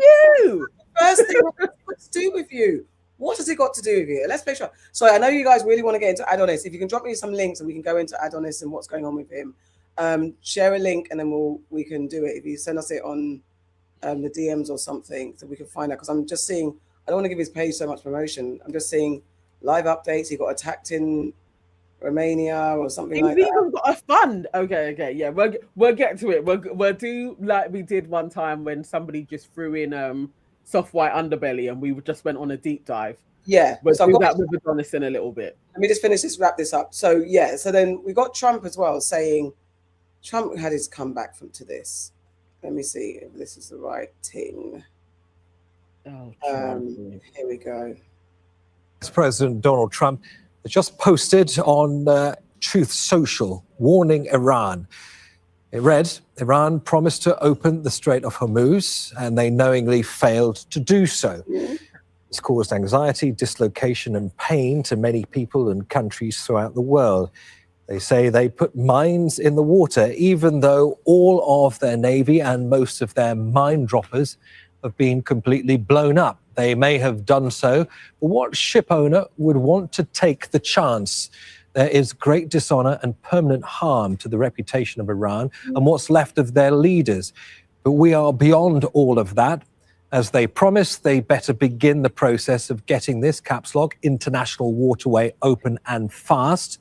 The law in the book is being violated by them. I have been fully debriefed by Vice President J.D. Vance, Special Envoy Steve Witkoff, and Jared Kushner on the meeting that took place in Islamabad through the kind and very competent leadership of Field Marshal Asim Munir and Prime Minister Shehbaz Sharif of Pakistan. They are very extraordinary men and continuously for saving 30 to 50 million lives in what would have been a horrendous war with India. I always appreciate hearing that. The amount of humanity spoken of is incomprehensible. Like you. The meeting with Iran began early in the morning and lasted throughout the night, close to 20 hours. I could go into great detail and talk about much that has been gotten, but there is only one thing that matters. Iran is unwilling to give up its nuclear ambitions. In many ways, the points that were agreed to are better than us continuing our military operations to conclusion. But all of those points don't matter compared to allowing nuclear power to be in the hands of such volatile, difficult, unpredictable people. My three representatives, as all of this time went by, became, not surprisingly, very friendly and respectful of Iran's representatives, Mohammad Bagher Ghalibaf, Abbas Araghchi, and Ali Bagheri.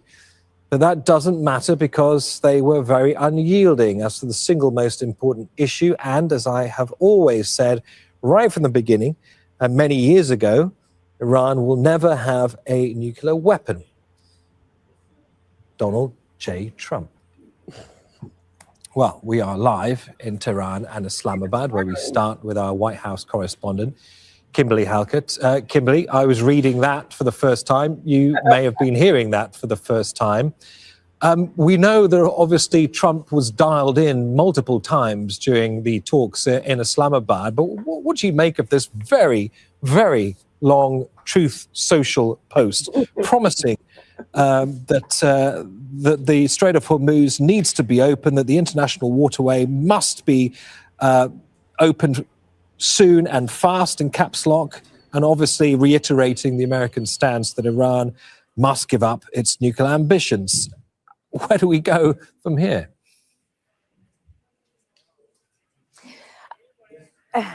Well, we go to what I think is the second part of Donald Trump's very lengthy and long tweet. And correct me if I'm wrong, Neve, because I'm reading this in real time just like you, but it seemed to me there were two posts in quick succession.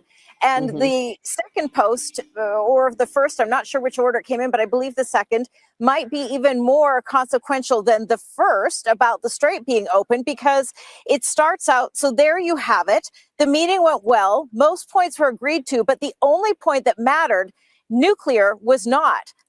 Leaders are dead, he goes on to say near the end of it, in Iran, but he says Iran will not be allowed to profit off the illegal act of extortion. What he means is the blockage of the Strait of Hormuz. They want money, and more importantly, they want nuclear. Additionally, and at an appropriate moment, this is key, we are fully locked and loaded, and our military will finish up the little that is left of Iran. These are the words I think are most consequential, because the U.S. president said very, very firmly before these talks, he said that if a no deal is reached, the military was loading up and would be ready to go. And so the U.S. president now has reiterated that. So this is the big fear that everyone had, is that this would just be a pause in fighting. But the U.S. president has indicated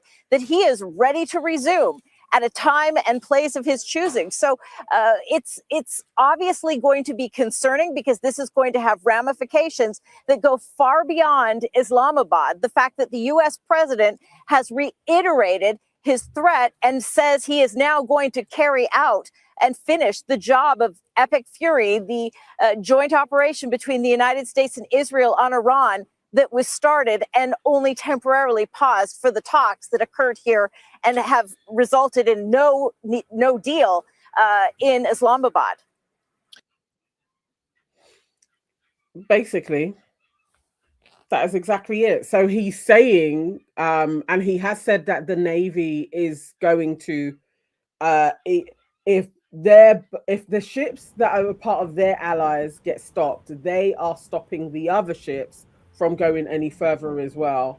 And they are going to they're considering doing sanctions against countries that pay Iran unable to use the strait. It's actually crazy. So basically, as folks were saying, they needed a pause in order to get servicemen over to the Middle East, well, to West Asia.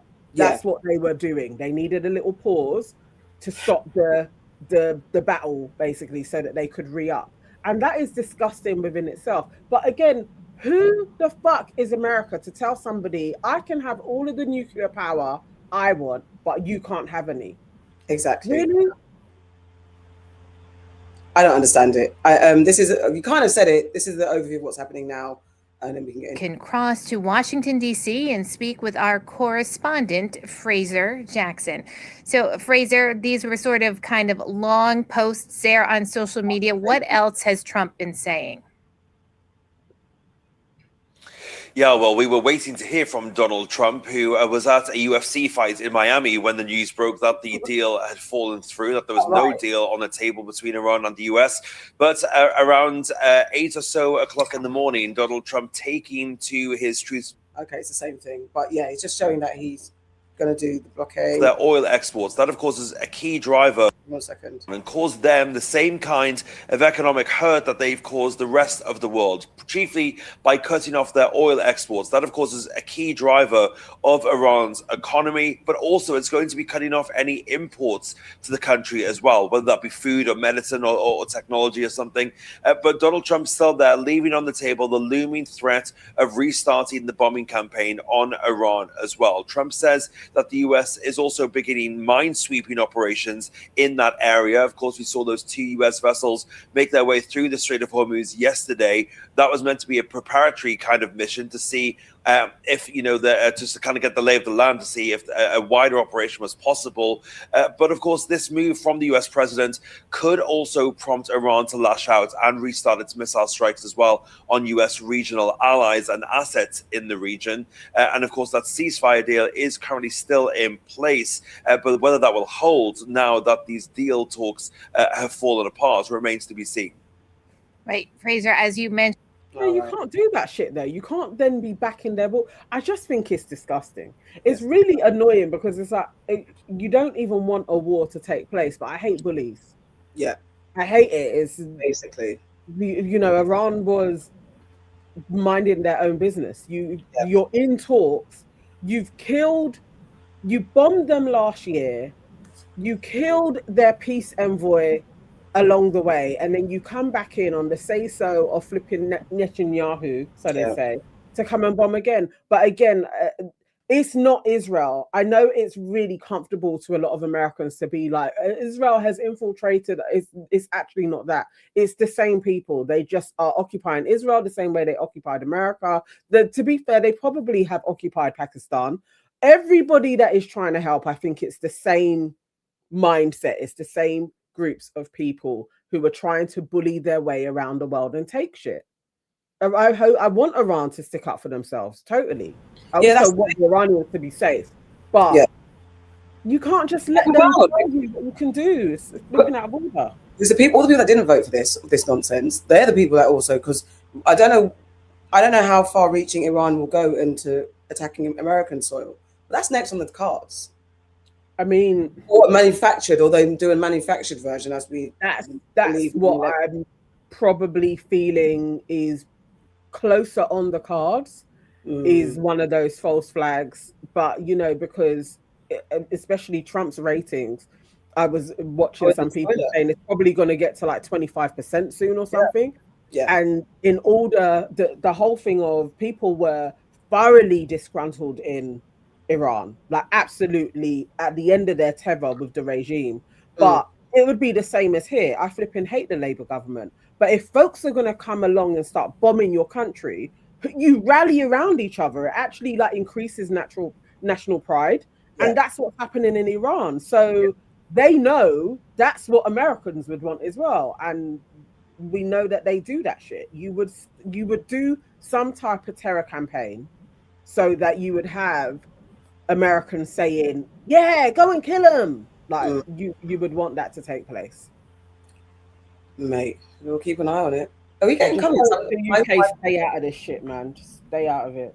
I'm not getting any comments coming through. It's Stop to African Man for me. Is that where it is for you? Same. Okay, cool. All right then. That's fine. Yeah, you can't police Iran. It's crazy. And let's move on to this Windrush scandal. What do you lot think? Okay. Yeah, let's get into the Windrush scandal. All right, I'm going to play Elaine the Payne's points and take it from there, because I've seen a few kind of for and against kind of thing. Yes, yeah. But it came to our attention through Elaine, though, didn't it? Yeah. We shared it we collaborated on the post to raise awareness. People, I'm going to be so real with you. I am absolutely fucking fuming So an activist by the name of Sid contacted me the other day and he said, Elaine, I need you to see this. He was like, I've been ranting and screaming about it, but no one is listening to me. So I said, okay, cool. What is it? He said it's about the Windrush scheme. And he said, you know what? I'm going to reach out and I'm going to show you the link and I'm going to show you what I've discovered. So just to give you some backstory, this is what's on the link, right? The Windrush Compensation Scheme was launched on the 3rd of April, right? You can claim compensation if you suffered losses and could not show that you had a right to be in the UK. Fair, right? And then it goes to the total amount paid or offered to claimants through the scheme has increased to over £59.5 million, right? Cool. So up here, it says that a task force has been established to help people make these claims for documentations and prove that they have a right to be in the UK. Apparently, it's been over 15,700 people that have made the claim. Calm. So I said, okay, cool. Let me take a look at the statistics and whatever it is and see who's claiming, because it should be the majority should be Black people. Let's go through it. So here we have the Jamaicans, around about 3,300, give or take, right? Caribbean, 1,855. Pakistan, 175. India, 2,188. Bangladesh, 146. Ghana, 151. Nigeria, 434. Okay, and then we get to the EU. No, come, take a look. EU, 4,640. And then the rest of the world, 2,771 blood clot claims. Now, if my memory serves me correctly, yeah? Who from these countries, other than the Caribbean or Jamaica, who from these countries, yeah, was lobbying the government to make this Windrush scheme thing? Who? But once again, the government lumps in all Commonwealth, and once again, Black people are shafted because the government thinks that everybody else is covered under Black people's rights. Fuming ain't even the word, yeah? Because this happens to us time and time again. We can't have nothing for ourselves. And even if you put all of the Black countries into one, right, roll it into one, all these other countries, it don't touch the sides. It don't touch the sides. 1, 2, 3, it's already over, what, 4, 5, 6, 7, 8, 9, 9,000. Compared to the Jamaica and the little, what, 4,000, 5,000. I remember Dawn Butler getting her ass up in Parliament, yeah, and advocating for these people. I remember David Lammy standing up there, advocating for these people. Baroness Flowetta standing up there, yeah, advocating for Black people. Where the hell were these? Where the hell were you? But for some reason, all of these other minorities, once again, are covered by Black British and Black Caribbean people advocating for their behalf and then just getting lumped in. I'm sick and I'm tired of this, Black people. Open up your pretty brown eyes. We have no friends. We have no unity. Nobody don't give a damn about Black people and what the hell they put us through. Don't get it twisted. I absolutely understand that the Windrush scheme covered the Commonwealth, okay? Congratulations.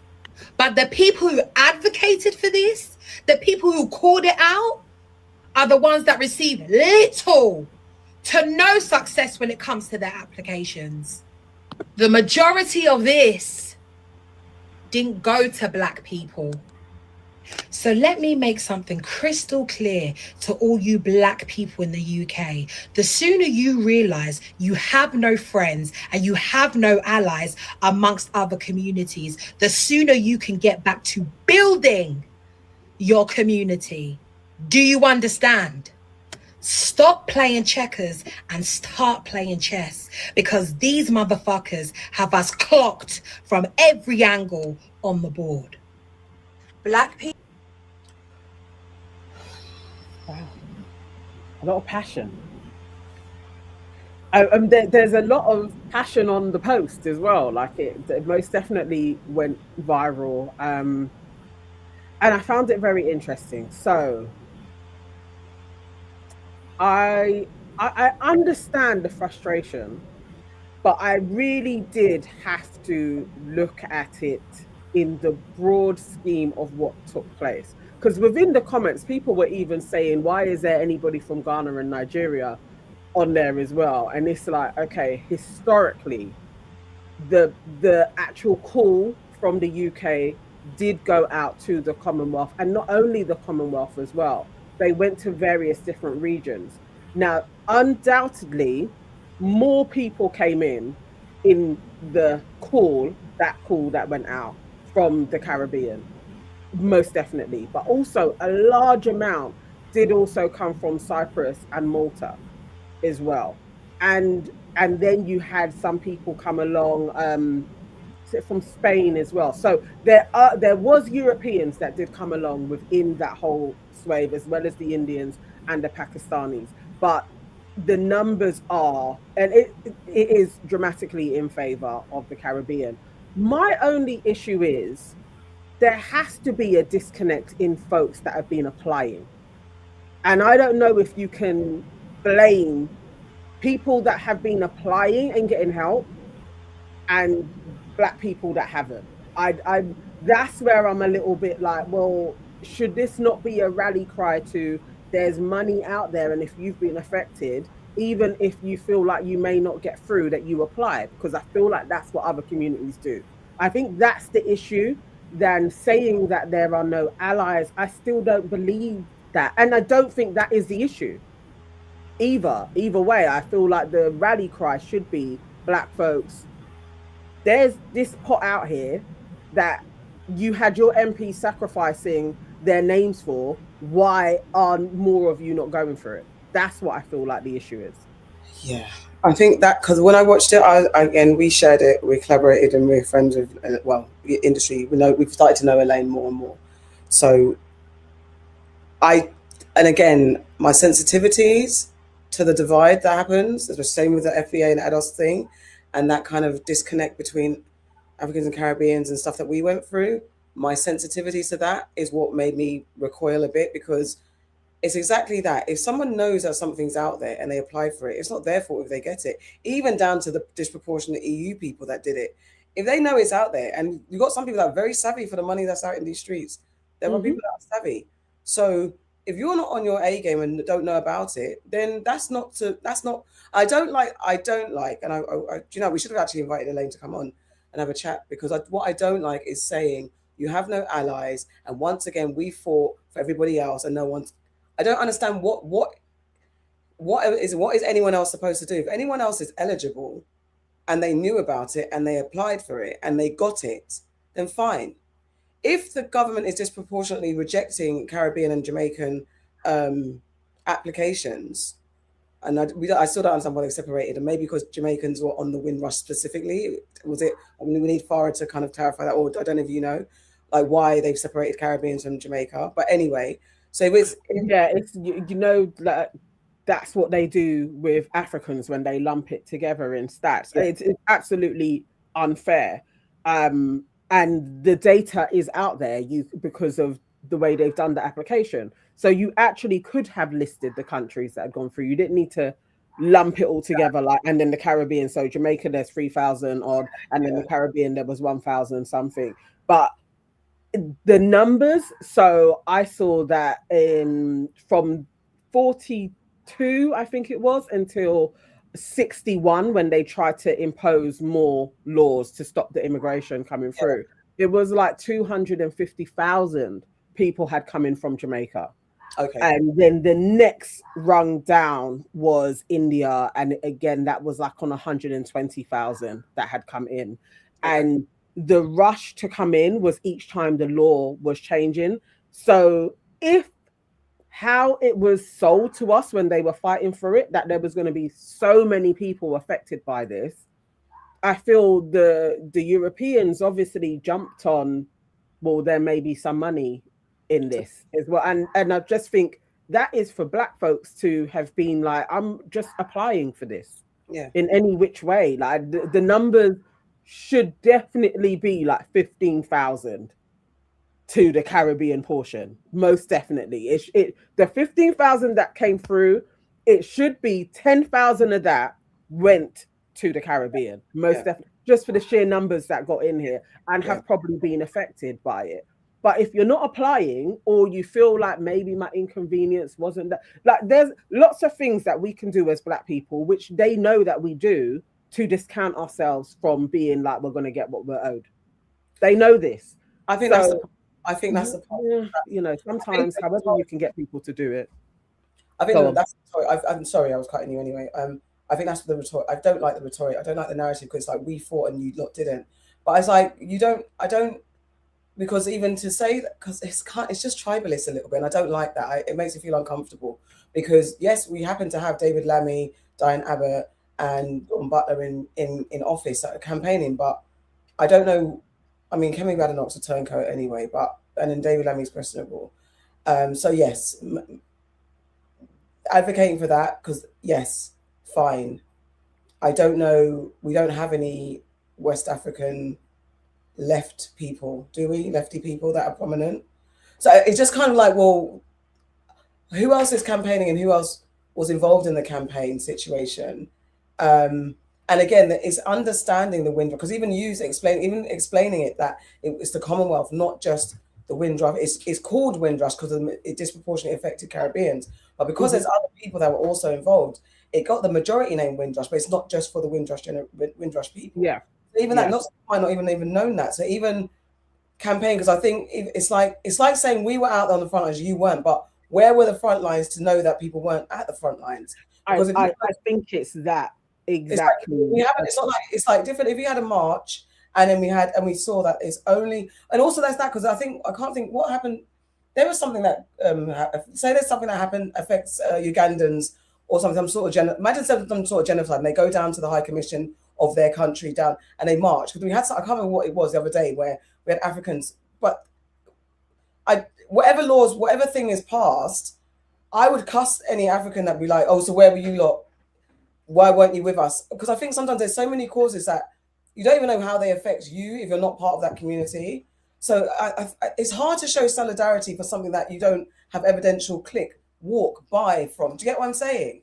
So I think the only thing that a lot of people are up in arms about is what was shown to us in the clips of like Prime Minister's question times, when you did have David Lammy standing up and talking about it. You did have Dawn Butler.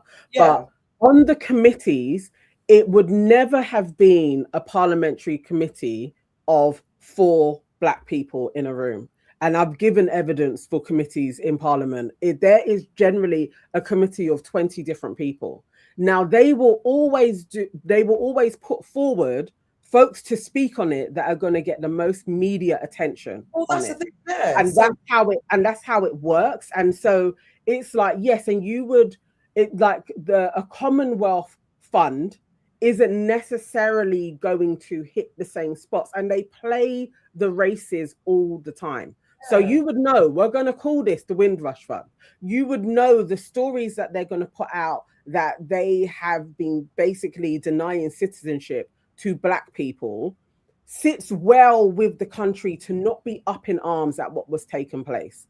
And so we have to think about it a little bit more deeply as to why were they pushing this as it affected Black folks. And sometimes that's the difference of feeling like a victim, like this is always done to you, and actually reading through. And I asked Elaine for the link and I went through all the stats.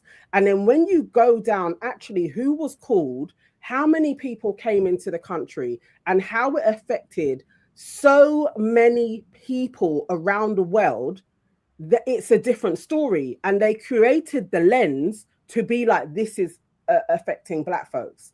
But actually, there would have been loads of people from around the world who thought they were a British citizen and lost their citizenship. Now, that doesn't mean that it didn't disproportionately affect Black people, but that's how it was sold. Why was it sold that way? Would it have gone down a different way if they were actually then putting out there how many people from Malta and Cyprus who had fought in various different wars as well had lost their citizenship? How would that have played against the country when it's not just affecting Black folk, but there was white people who were also losing their citizenship as well? It's these things where we kind of got to think, hang on, are we being played here in lots of different ways? So, and then there was a whole other fund where you could set up a charity to advocate for people. How many Black people knew about that?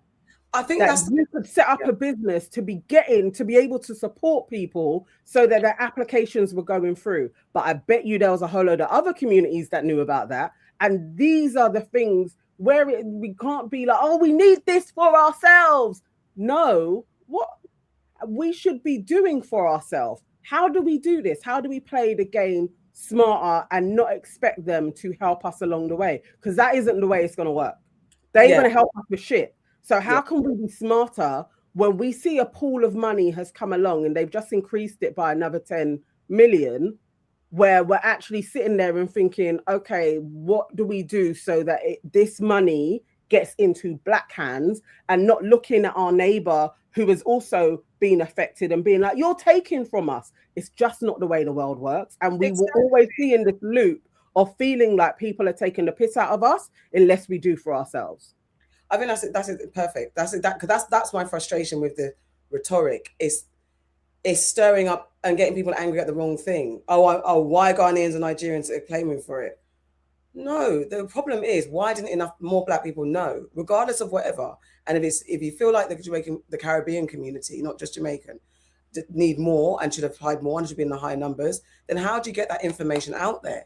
And I can understand cussing, but I don't know who you're cussing. Because you can't be cussing people that it all, because obviously, let's not play games. And yes, there could be some bias and racism in the government in applications. We know that you're going to get more stringent looks. We know that they're going to be more hard on us when we're trying to apply. So then if that be the case, is everybody educated up? Does everybody know their rights when you're applying? Do you have all your papers in order? That is what, because I remember when the Windrush scheme was happening, and when it first was announced, that there was lots of activity around, have you got your lawyers, have you got your papers? So there were people trying to help. I guess it's difficult, but that's what we should have. And we don't have necessarily the financial resources. But if someone can set up a little, I know it's hard. No, it's not. I'm not even going to make excuses. Can someone set up a little community center, and on Saturday afternoon between 10 and 4 p.m. come through with your application and we'll help you?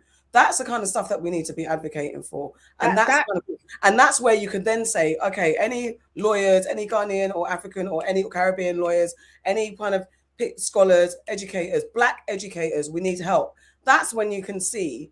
And even that, maybe if that call to action and then no one turns up from a certain community and then yet they're like, yeah, we got this, maybe that's still not even a fair gauge. But at the very least, we have nothing to kind of pin anyone's back to say, you didn't help us get this over the line. And it's exactly right. So I think it needs to be education, information, and be very aware of what's your right. That's it. Not telling people your neighbor, you ain't got no allies, and people in the comments that don't think further and just like quick to say, yeah, what's them Africans done, or what's them Europeans done, or da da da da da da da da. Like that's basic shit. You shouldn't be angry at that. Coco, are you saying that there was centres set up around London? I thought there were. Well, I just remember when the fund was first announced. Obviously, it's a shame because then we kind of went into COVID, and I'm sure that threw a few things off. But I remember it being like lots of bits going out to who can help you, and I don't know. It has definitely died down in recent times, actually, like just the call out and the sheer numbers. But you know, you need more data on this, because at the same time, the people it affected may have been that smaller number. Who knows? Now, if now there is more of a body to set up to be like, you know what, let's actually do some real data research into how this affected Black people and how many people are still waiting on compensation, don't have were denied their compensation, and let's see if we can get up some type of an appeal going to really look into it. I understand the getting on social media and cussing folks. Absolutely. Sometimes you just want to get it off your chest. But I feel like this is really important to see what we can learn from it.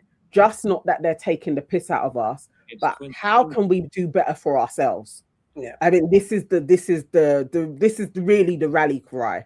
Like, okay, so how can we do better for ourselves? What are the things that we can set up so that when a fund comes along, because this is a lot of money, 50 million, they don't give it to our communities very often at all. They kind of tell you a sorry and a Coke and a smile. So that there was a fund, it needs to be like, okay, so how can we get the most out of this money to change people's lives? Because there were definitely other people doing that. Most definitely. I think that's the part where we need to have a better connected system of information sharing. I mean, that's why, I mean, look, Elaine's brought it to the forefront. Hopefully people are not looking at the hyperbole and looking at, okay, actually, how do we get this information out? And if it's that you want to push, if you want to push for people to be more proactive, that's absolutely brilliant. And if you want to even push for more of Jamaicans and more Caribbeans getting that in the forefront, that's all good. Like, there's so many community groups and stuff like that, but the big information needs to be out there. It's not just for Caribbeans. It's called Windrush at large, but it's for people of the Commonwealth. And people, because I saw some people in the comments were saying, yeah, but there's people that didn't have they're speaking from a Caribbean perspective on why they didn't get their compensation stuff. They had it rejected because certain things weren't in order, didn't have all their documentation, and it's paper. And sometimes it is because people that are here that assume they were citizens, and they just. And then it's like, oh, I didn't know. So you don't have the right documentation. You don't have things to hand you. There's things that you don't even think about having. So then it's like, well, then maybe you can trace back. Do you have the time? Because within the window application, who knows? You've got to now go and trace back to where you're from to see if there's any documentation in the country that you came from. Is there any kind of legal body? There's so much stuff that we can do. Then the best thing is to have this sort of scheme in a center where you can go and get this information, or have a list of people, like you can contact this person. Maybe there's lots of lawyers that do pro bono work to enhance what they do. There should be a list or something, you know? Definitely, if you do find any websites that are of help towards this, we will definitely promote this. I feel like it's good when these things erupt anyway. Always. I did sometimes through chaos you get a good result. But just to look at it in a broader spec from what Elaine started, and I was going through it, and it was like, okay, this affected a lot of people. And now let's look at how they were selling it to us. Yeah. What were they doing? What is the way that they play on Black pain that we sometimes will take on, like, yeah, this is being done to us. And what does that do to our psyche? We have to just think about things a little bit more strategically to how we can be manipulated to think something is for us, and it absolutely wasn't, because what are they hiding? Exactly. They were hiding a lot. They were hiding a bigger campaign to stop people's citizenships, which, yes, affected Black people, but also affected people from around the world. What is that saying? What were they actually doing that they decided, you know what, let's just make this a Black problem? How easy is that for them? Because a lot of the country don't give a shit, because they believe a lot of shit happens to Black folks and they don't care. So sometimes we got to think of what are they doing to try and get us to be in victim mode? 100%. I think who's saying this? Cher says that we're suspicious people as well. Some people might not want to give their information to the government. We've got so many traditions and superstitions and stuff as Black people in general. So it is like, and especially the older generation of Windrush, who genuinely are the victims of the Windrush situation. Like, there's a whole way of being and a whole documentation they don't have, and people need support. I need to know it's out there, because I actually didn't even know it was still open. Like, you can get on with your daily life and totally forget something when it's not in the news cycle. Windrush has not been in the news cycle. We're distracted with a whole bunch of other things. So when something drops out, then you kind of think it's gone away.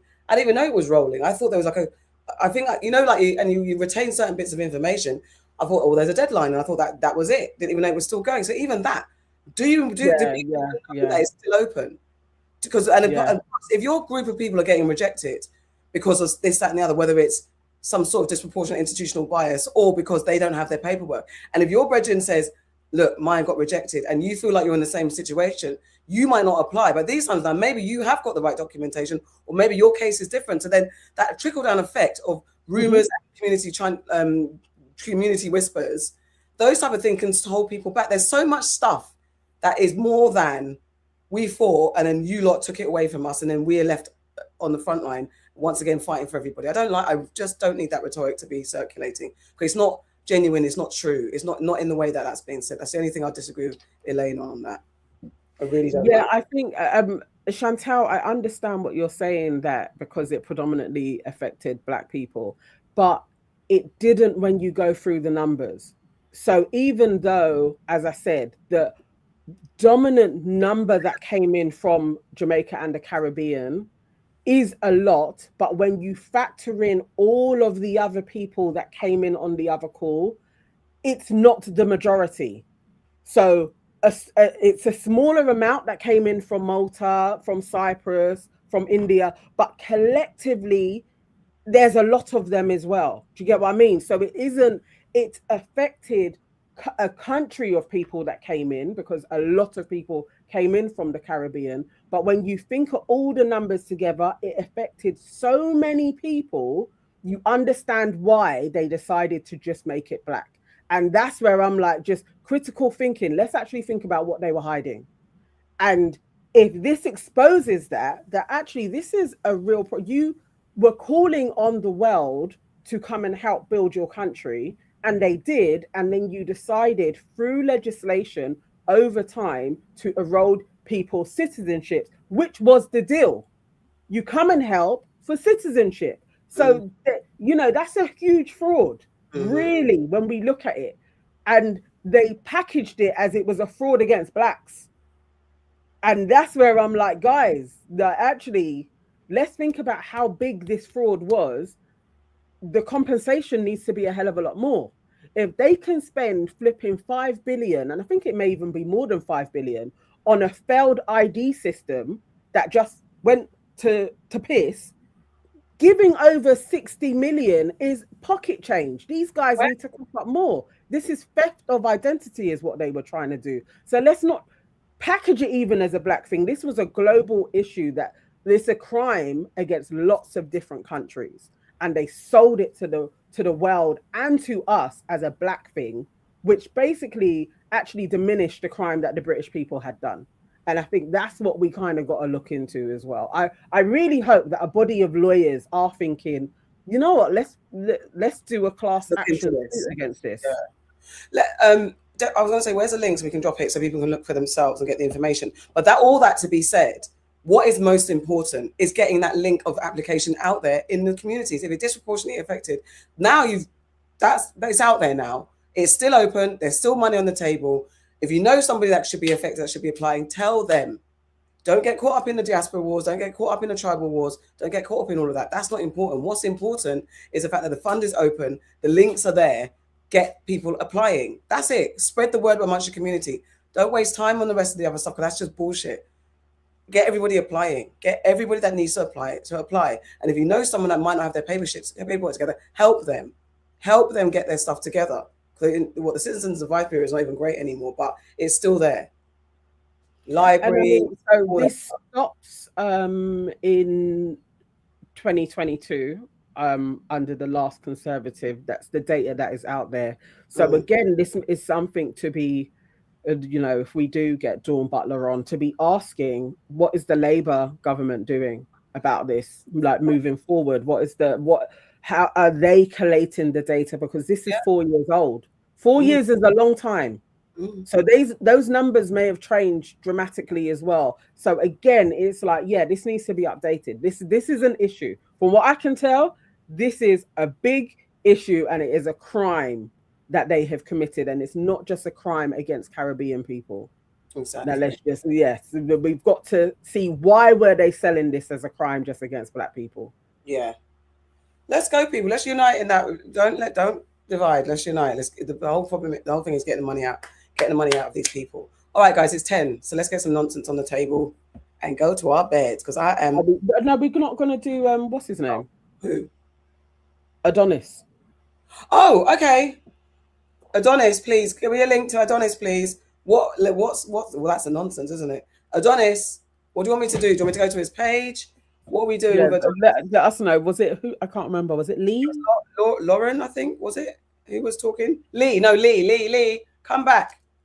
Let us know what we need to look into with page, Adonis. Yeah, here we go, Lee. Let us know. What is Adonis up to? I know he hates our guts. I invited him to come onto a live with us and he chickened out. Thank you. He definitely chickened out of having a discussion with us, but he's still making his content on Diaspora Wars shit. Imagine that. You're talking about Africans, Black Americans, while you're living in Romania. Like, what's wild.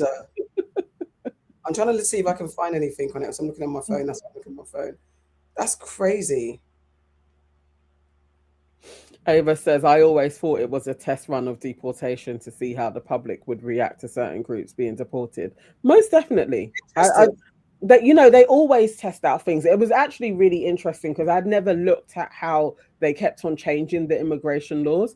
But yeah, it's interesting. After, like, in the first kind of couple of years, it was only, the figure was 10,000 people that came over in the appeal in the 40s. And then they would change, they would say to folks, like, we're going to close the doors, and they would put in legislations to change immigration. So obviously everybody's now like, no, we got to get to Britain. It just feels like such a tactic that they do. Like, we're tightening up immigration, but some folks seem to be quite, well, we may go to Britain sometime, but once they're closing the doors, then they get a swathe of folks coming in. And they kept on doing that and using people. Like, Britain is the fuckeries anyway. It's very interesting, though. It's never what we think it is. They have a plan. They're just using it. Yeah, 100%. What's this? So this is trapped in Romania. Okay, let's go. Be seeing me try one of Romania's traditional dishes in one of their most iconic markets in Bucharest, Romania. Welcome to Obor. Most of the people are going to be out here with their families. I don't even know how I want to feel about this at this moment in time. Look at this is him. Where's he trapped? Each one of these is 50 RON.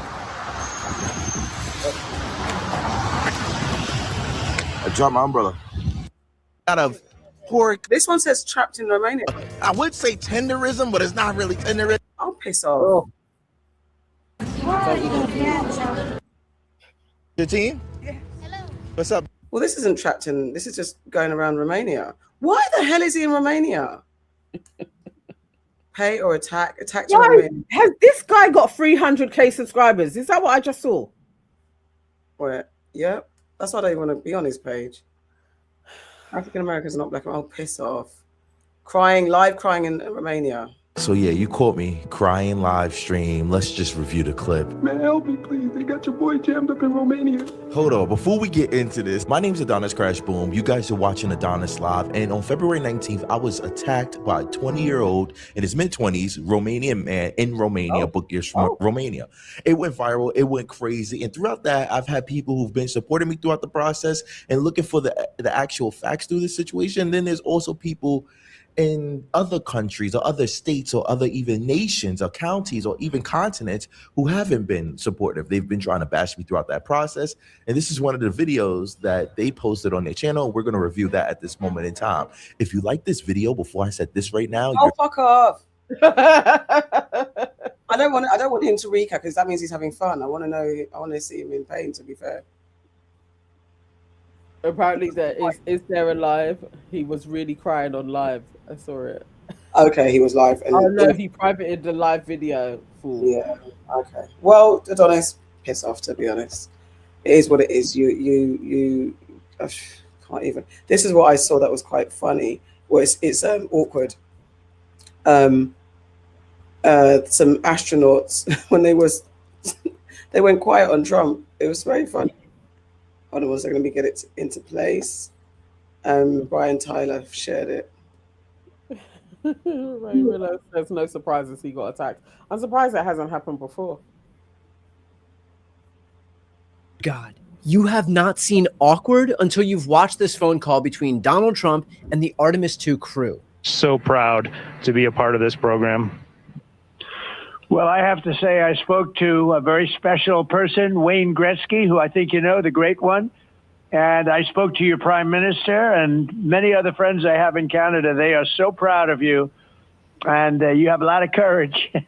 I'm not sure if they'd want to do that. I'm not even sure if the great one would want to do that, to be honest with you. But you have a lot of courage doing what you're doing, a lot of bravery and a lot of genius. Why are they trying to send it to the black man? I'm proud of you.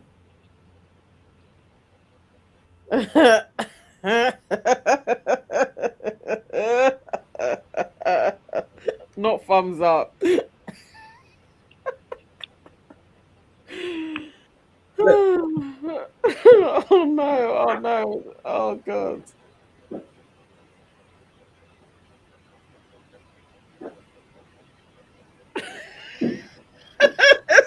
No, I can't. I actually can't watch. It's too much.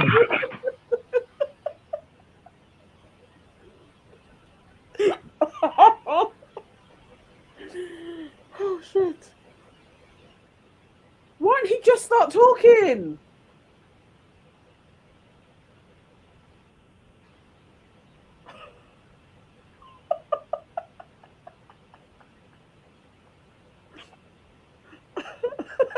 Oh no. Oh god. Administrator Alex, I'm going to just get a quick comm check, make sure you guys are still on the line and we didn't have a handover. I am. Yes, I am. And Just brutal. That's almost a full minute of silence after Trump's usual inane ramblings, where these astronauts can't even bring themselves to dignify what Trump is saying by responding. Yeah. Also, him saying I spoke to Carney. These times I've been beefing Carney for ages. You lot don't like each other. So yeah, that was a little bit of fuck you. Oh, I loved it. I loved it. Oh, that was too much. Absolutely brilliant. Can you do the nonsense that I put in? Yeah. I think that came from Coco. The woman, the girl, Natalie. Was there something else? Oh no. Yeah, actually, I'd forgotten about Natalie. No, I put in a thing on the doc. Sorry. Yeah, I put it in our group. I think. Oh, hold on. I did. I'm sure. Where in News and Nonsense? I don't see any. Yeah. I don't see it. I did. Coco, I'm sure. No. Somewhere. Not the Natalie one. Oh, I don't know if you did it. Hold on 1 second. It may have been maybe yesterday or the day before. I was thinking. Hold on. This one. Let me see. Is it this? Now I'm looking in this one. In the group. Okay. This what one? did you say? Yes. Yeah. You see the video where the boy was saying, if you're a grown man and you're a bodybuilder, you have shit stains in your underwear. My brother and I just got in a big fucking argument because I was talking about having shit stains in my underwear and that I need to get new ones. And he's like, what the fuck, bro? I never get shit stains in my underwear. And I'm like, you're a liar. Any grown-ass man who lifts weights has shit stains in their underwear. So then he goes around to all the guys in the gym asking, do they have poop stains? And they're saying yes. Chris, you ever get shit stains in your underwear? Of course. And how old are you? 27 years old. Do you ever get shit stains in your underwear? All the time. And how old are you? 21. Brandon, you ever get shit stains in your underwear? And how old are you? 19. Question of the day. You ever get shit stains in your underwear? 100% all the time. And how old are you? 21. Sam, you ever get shit stains in your underwear? All the time. And how old are you? And it was in that moment that every part of homosexuality left my body. I am delivered. I don't like men no more. I said I like women. Women. Speaking of that, did you see the video? Like I don't know if it's a joke, but I believe these white folks have shit stains in their boxes standardly. I believe it, honestly. I feel like it's real. There was one guy 1 year on Love Island, and he got out of bed and we could see his shit stains on his boxers. Like he had been wearing the same boxers and he had turned it inside out. So I believe it. I can only go on. The common denominator was that there was no black folks in there, and they all said yeah. I don't want to talk anymore. I think that's Mr. Man said, for the record, there's a difference between shit stains and wet stains. okay. I don't. Oh, and like you're just all making me feel sick. Like the fuck. No, just get out of here. Does that mean like, is it a gym thing because you're straining and you have poop that comes out because you go and you strain, or you're Is just that what happens, guys? I don't know. I'm just not in the gym like that. So disgusting. Like, also because it's that whole thing of washing your ass means you're gay. That I saw that go on social media. So men don't touch their bum, go inside their bum crack because it makes them. If you start. What? Yeah. Is that a thing? That sort of thing. I saw like waving your bum, waving. Sorry, I saw waving cat designs thing, and I said waving your bum. Thank you. Waving, I was done, absolutely done. And they're saying washing your bum makes you gay. Let me see. So people are out here like, I'm not going to wash my bum because if I spread my ass cheeks, that means that I'm gay. Yeah. Because you're getting. You have to. Here, hold on 1 second. Let me see. Apparently, it feels too good. What is going on in the world? Let me see. Let's go. So, are they not wiping their bum then as well? Because you got to do the same shit. 1 second. Let me share it. I need to go to bed, guys. Don't you lot try and get me on this bullshit because I'll go down the rabbit hole. Here we go. He never wipes his own ass because if he touches his own butt too much, he might start to like it, and that's how you become gay. No way. Most of my male mates are into other male mates, and I'm pretty sure that didn't happen from wiping their own butt. And also, is that implying that every straight man is not a butt wiper? Is not wiping their own butt. No wonder those sporty change room smell. They're all these straight boys with smelly asses wandering around. I had a... So, maybe it is a thing. Let's see. There's another take. Ava's like, I can't go. I mean, who knew? I mean, maybe. I don't know. No, because I don't know. I think this is Tucker has lost. Hold on 1 second. Oh, look his eyebrow. I just know that there are some straight men that literally, probably, and maybe some gay men who have some type of weird ego thing going on. They probably don't clean their butt crack because they're scared that it makes them gay. And I hate that he's cleaning his ears. I can't imagine what it smells like down there. I don't want to know. I don't care. I don't care. I just have questions. Is Y'all, I've been sitting here going through the comments on that booty hole video I did about the guys not washing their booty hole in the shower. And they're saying that it's like it's a gay thing. So you gay if you wash your damn booty hole out? Can we as a community come together for the straight guys that ain't got no damn better sense to think that washing your asshole out is gay?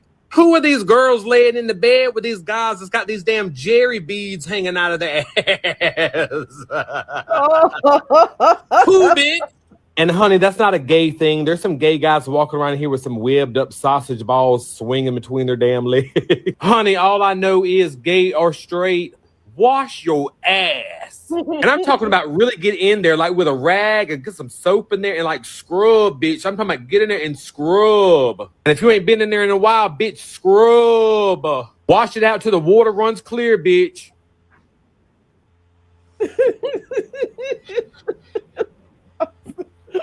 This can't be real.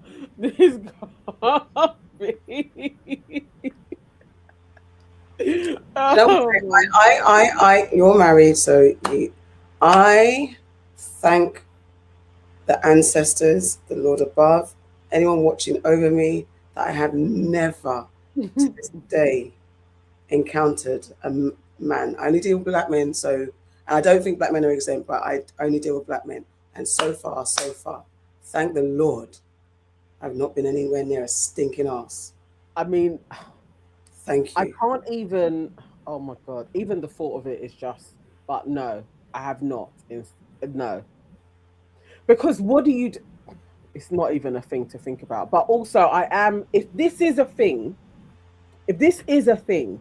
surely you can't go years, months, weeks. People do. With build-up. So surely somehow is the body self-cleaning? Does it reabsorb?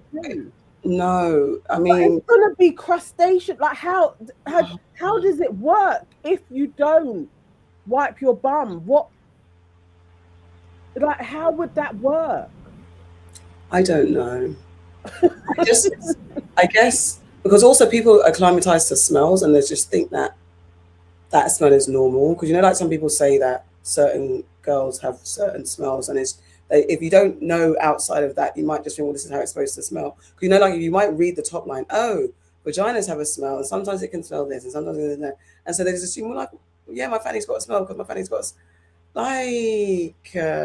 surely there would be. Yes. Oh God, this is actually just making me itch. I just can't even. I can't, because I'm just thinking. But wouldn't you have crustaceans as you're walking, like just dropping? That's why people have itchy bums and stuff like that. Because if you don't wash your bum properly, you have itchy bum and nastiness. Like when little kids have scratchy booties because they haven't wiped their bum. Yeah. Oh my God. Just thinking of, you see them going like that and it's like, come wipe your bum. But that's what I'm saying. If they don't wipe their bums though, that's a lot there. But then maybe they just feel like, because also when you become used to dirt, then you just accept what's going on. I'm assuming because people who smell in general and don't understand that they smell or don't feel no way that they smell, then they just get used to their funk. Because like you can sit in your own shit when you're in the toilet, but you can't go into someone else's. So I know my arms like I can't. I'm just so because I maybe as they're washing their back, the water just runs and will take some of it out. So even if they're not actually spreading bum cheeks, maybe the water will help in time if they're washing the.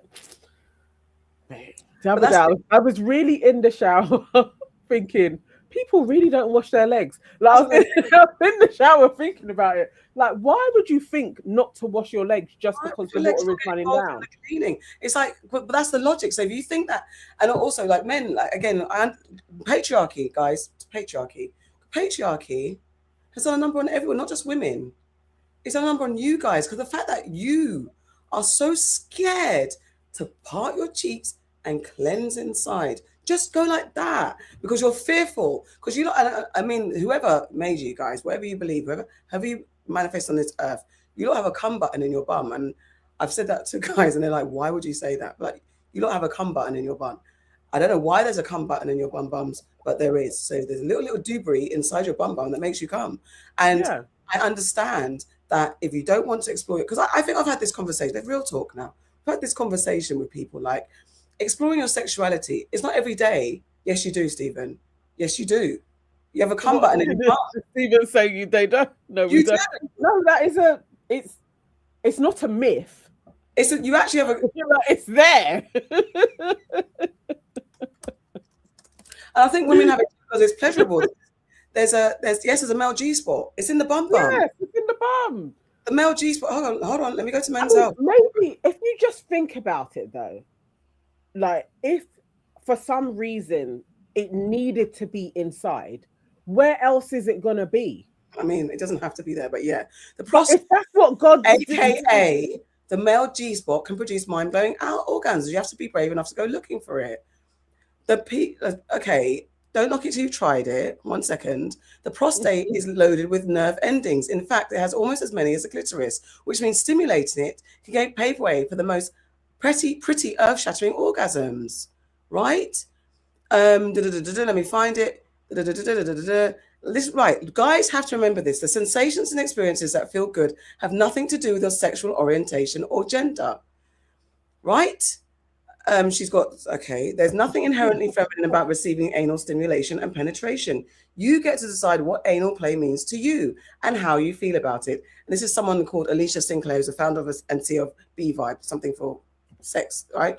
And when you can let go of the idea that a sexual act has to be done by a specific gender, you'll discover some amazing opportunities, right? you can still have a prostate orgasm, right? The prostate is a walnut-sized gland below the bladder, above the penis, and in front of the rectum. Its primary function is to create prostate fluid, which is a component of semen. But prostate stimulation can be so pleasurable that some sexual experts have dubbed the prostate the male G-spot. Now to reach it, there's a picture. You or a partner can insert a finger or a toy about 2 inches into your bum, your rectum, hooking it towards your belly button as opposed to your back. Here's a diagram of how to reach it. Now, you want to argue with me, Steve? You want to argue with me? See, this is the thing. So realistically, it hasn't even got to be done by somebody. You could just do it yourself and wash your finger afterwards. You can just like nobody needs to actually be involved in it. And why we're saying about sometimes things that are internal, it's not just for the sake of a mindless pleasure, as it's actually got its uses for the fluids that you probably need. Maybe this is just a thought. There would be less prostate cancer if those fluids were able to flow and people were quenching their prostate first that is in there, dying inside their body, literally wanting to get out, if they just stuck a finger up their bum from time to time. Like how you clean out your ear and it's like, and it's lovely. Maybe you got to do the same thing, the same actions, and keep going, but in your bum. First and foremost, a man's life. You want to make comments like that, you better pay some money as well. You better pay some money, because F you for that. Because it's not the problem with what's left of the black community in the UK. It's liberal, black, feminine, females. Don't be stupid. This is science. You've got a cum button in your bum. You don't have to pleasure it. You also don't have to explore it. Because what I was going to say before I saw that comment was, when it comes to sexuality, it's okay to stay within your lane. It is you're absolutely fine to stay within the boundaries of what you find comfortable. Myself, I don't need to go and explore anything. I don't want to go and explore sex. I like my hetero, little boxed in vanilla life. I like it. But if you want to, guys, you have a cum button in your bum. And women have it too. Women have a stimulation, because men who like to toss women's salad, there's a pleasurable nerves around a woman's anus as well. So it's not just men. We have nerves around there that feels good. Sometimes when you have a good old boo-boo, sometimes it feels some sort of way. It happens. I feel like it's just a thing of the... It's a shit pot. It's the same as our G-spot, though. You got to fiddle around to get to it. But I'm just saying, nothing in our bodies is for... it was just put there. It's going to have a function. And maybe from time to time, I mean, who knows? Maybe a good old-fashioned, springly poo can ignite it in some way. I don't know. It's just maybe, but also it shouldn't be crazy that from time to time you could stick a finger up there. All right, okay, cool. Because Mr. Iman is telling us now that we're telling bodies and we don't know when our periods are coming. I don't even understand. I mean, not every... I actually hate it when people say things like that, because it's like, not every woman is totally unaware of their cycle. It's like a fallacy. Lots of people actually do know their cycles and know their bodies and know when their periods are coming and are very regular with it, and also know how to navigate the world when their bodies are changing. Like, not everybody is like, my period came at all. Yeah, it doesn't work like that. But maybe not a lot of you know that you have a pleasure button that nobody else needs to touch but you.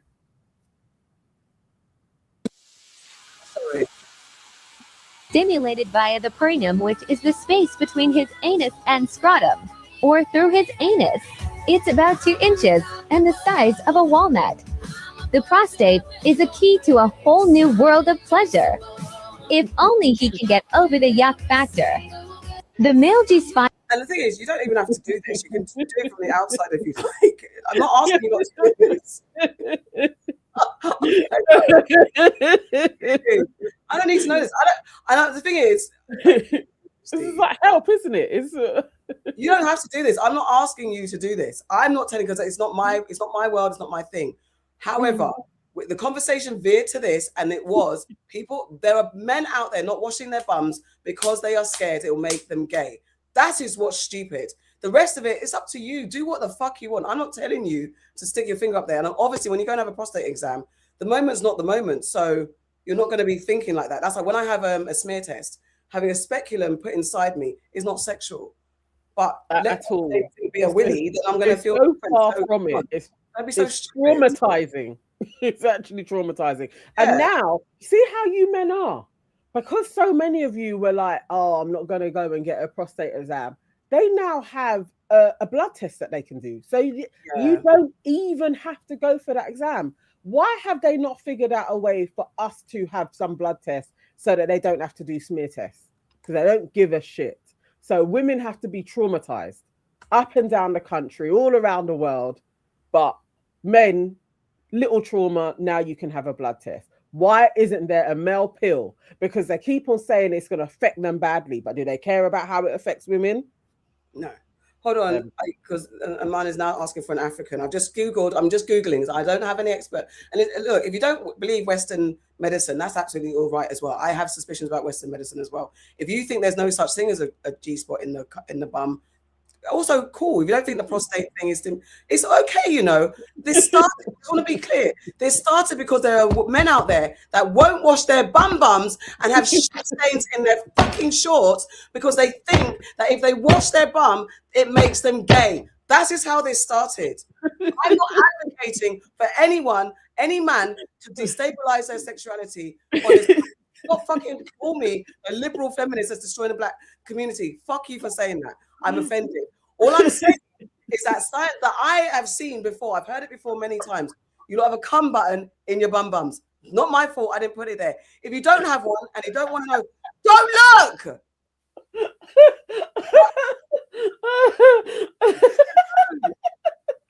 Anyway, this is black people talking about it. I don't know. Now they're gays. But hold on. Okay. Yeah, and here's the thing too. Let me tell you something. We about to get the punk. shits. And people been, I've been having people playing my ass in it for a good long time. That's a great orgasm.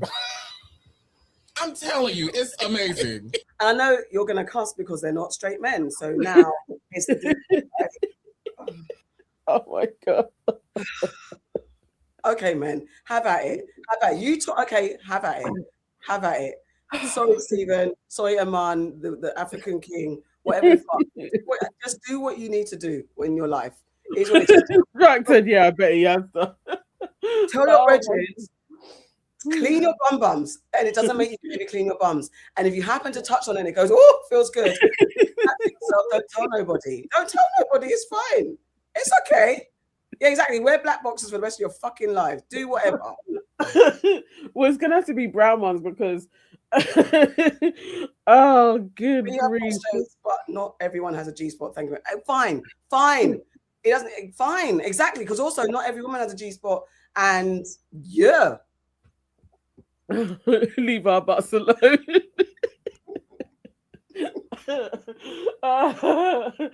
Oh god. What this is like? Why are you not so fucking offended? What is wrong? See, that's what I'm saying. Male sensitivity. You're not gonna. Let me get these guys on the screen before you start feeling like I'm turning you gay. Oh, like here we go. Stop. Okay, calm down. Careful. Oh my god. Are there any testimonials? Share your bad. Oh god.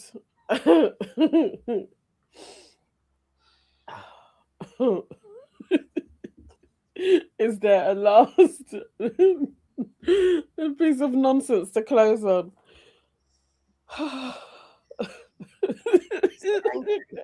You guys have made AK Rex. I'm so sad. I'm just going to the first one I find and see if it's stupid. You know what it is? First of all, it's the fact that we don't know when our periods are. Are you stupid? Maya said, what in the fragile masculinity is going on here? We have to listen to men telling us about our periods. Do you know how much times men talk about our periods? And we have to go and sit in a fucking forest because we're so unclean and impure because we got our periods. And a man telling us that actually we're not allowed to come because if you come, then you're... What am I dreaming of finding, Steve? What? I don't have. Finding? Hang on. What is it? Rated show. In our, you got WhatsApp up? Yeah, I'm not on my laptop. What's up? In our WhatsApp group, the last video from Rated Show is in there from Instagram. If you put it up, Sora put it in our group. We actually really need to have the Rated guys on the pod. They are flipping hilarious. I love the wrong it. group. Shame, I'm in the wrong group. YouTube members group. Oh, that's it. God, I was in the wrong group. I was like, what the hell? We're talking about films. Okay, let's go 1 second. Ava, we spoke about reform on the main show, which will be out tomorrow.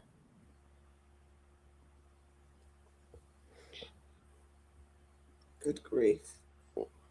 I stopped yawning once the topic popped up. I went into overdrive. My adrenaline kicked in because you lot pissed me off. Which your scared will make you great is fucking incensing. Yes, it is. Yes, it is. This epidemic should not spread. Sorry, this is the wrong video. This epidemic should not spread. No. So yeah, I am fucking mad. It will take my tiredness away. You're not washing your ass because it makes you gay. You're so dumb.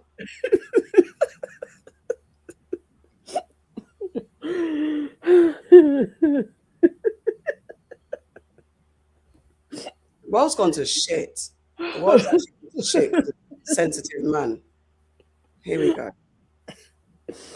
Brother, because you know the health thing. I had to have a colonoscopy. How was that? The camera. Them show a big thing up your ass. Your body must be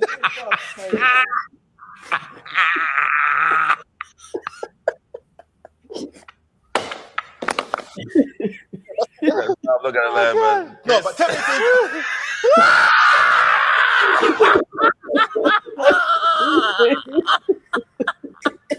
No, fun and joke aside, everything is okay. Yeah, is everything cool? Let me tell you, man, something. This is a serious thing now. If you had any health issues, what's that? What's that? A camera with him shoot up your ass. And the cameraman give me. You see who give it?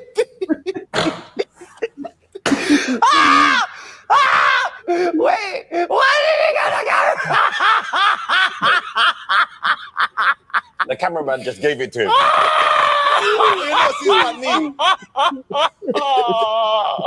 I'm going to ask you something, yeah? If you lot had concerns about your health, would you get a colonoscopy? You know I would, bro. I don't care. Would you, Percy? We'll get a blood test done. No. You have to get a colonoscopy. Yeah. So would you... When you say cameraman, First. Hold on a minute, I'm having deja vu. I'm going to keep asking him. Go on.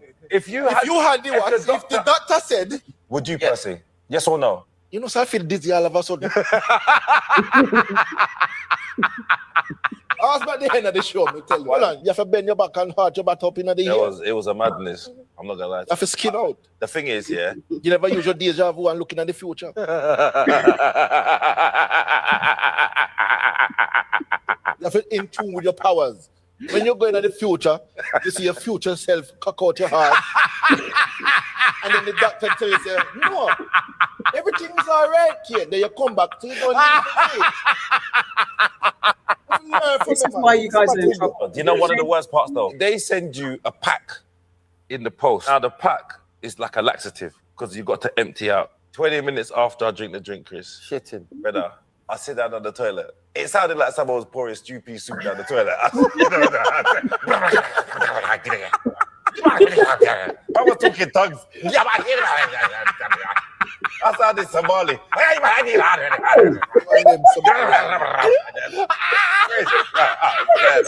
my God. The whole of my inside just dropped out. All of my back, he was talking in tongues.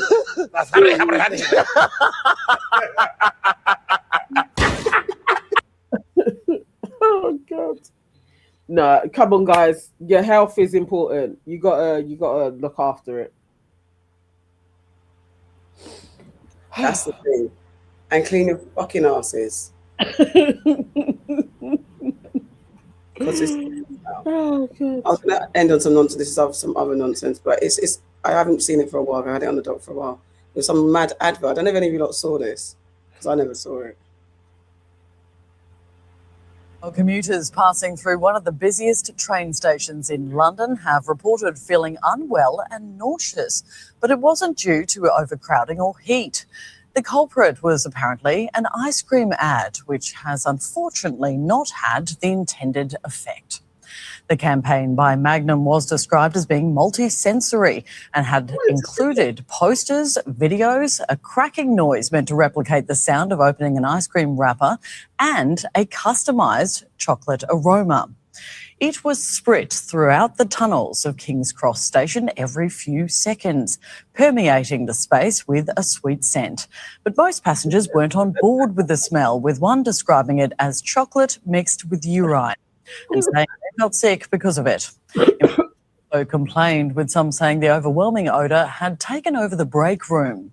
After receiving a lot of feedback, Magnum announced it was pulling back on the perfume element, but firmly believes the fragrance still smells better than the tube usually does. I'm just going to wish I saw it to make my own decision. I'd have liked to have seen that and got a free one in the anyway. Oh God. Yeah, I feel like that is a little bit squarey. Like that is a bit much. They pump in aroma. It's unnecessary. Yeah, like just buy. Everyone likes Magnum. It's all right. Just relax, man. Just to have the visuals. Yeah. And yes, this tube has a smell, but we're used to it in it, so it's the tube smell. When something else is in the air in the tubes, it's not nice. It's just too much. It's underground. It doesn't even smell. To be fair, the tube doesn't even smell shitty. I don't smell piss and all that stuff in a tube. I just feel like it smells just underground, like dusty. Maybe. Yeah. It smells dusty. But I wouldn't want a chocolate smell infused with the dusty smell. No, Sorry, Yvonne, you have asked multiple times. The MJ, I was pressed in Berlin.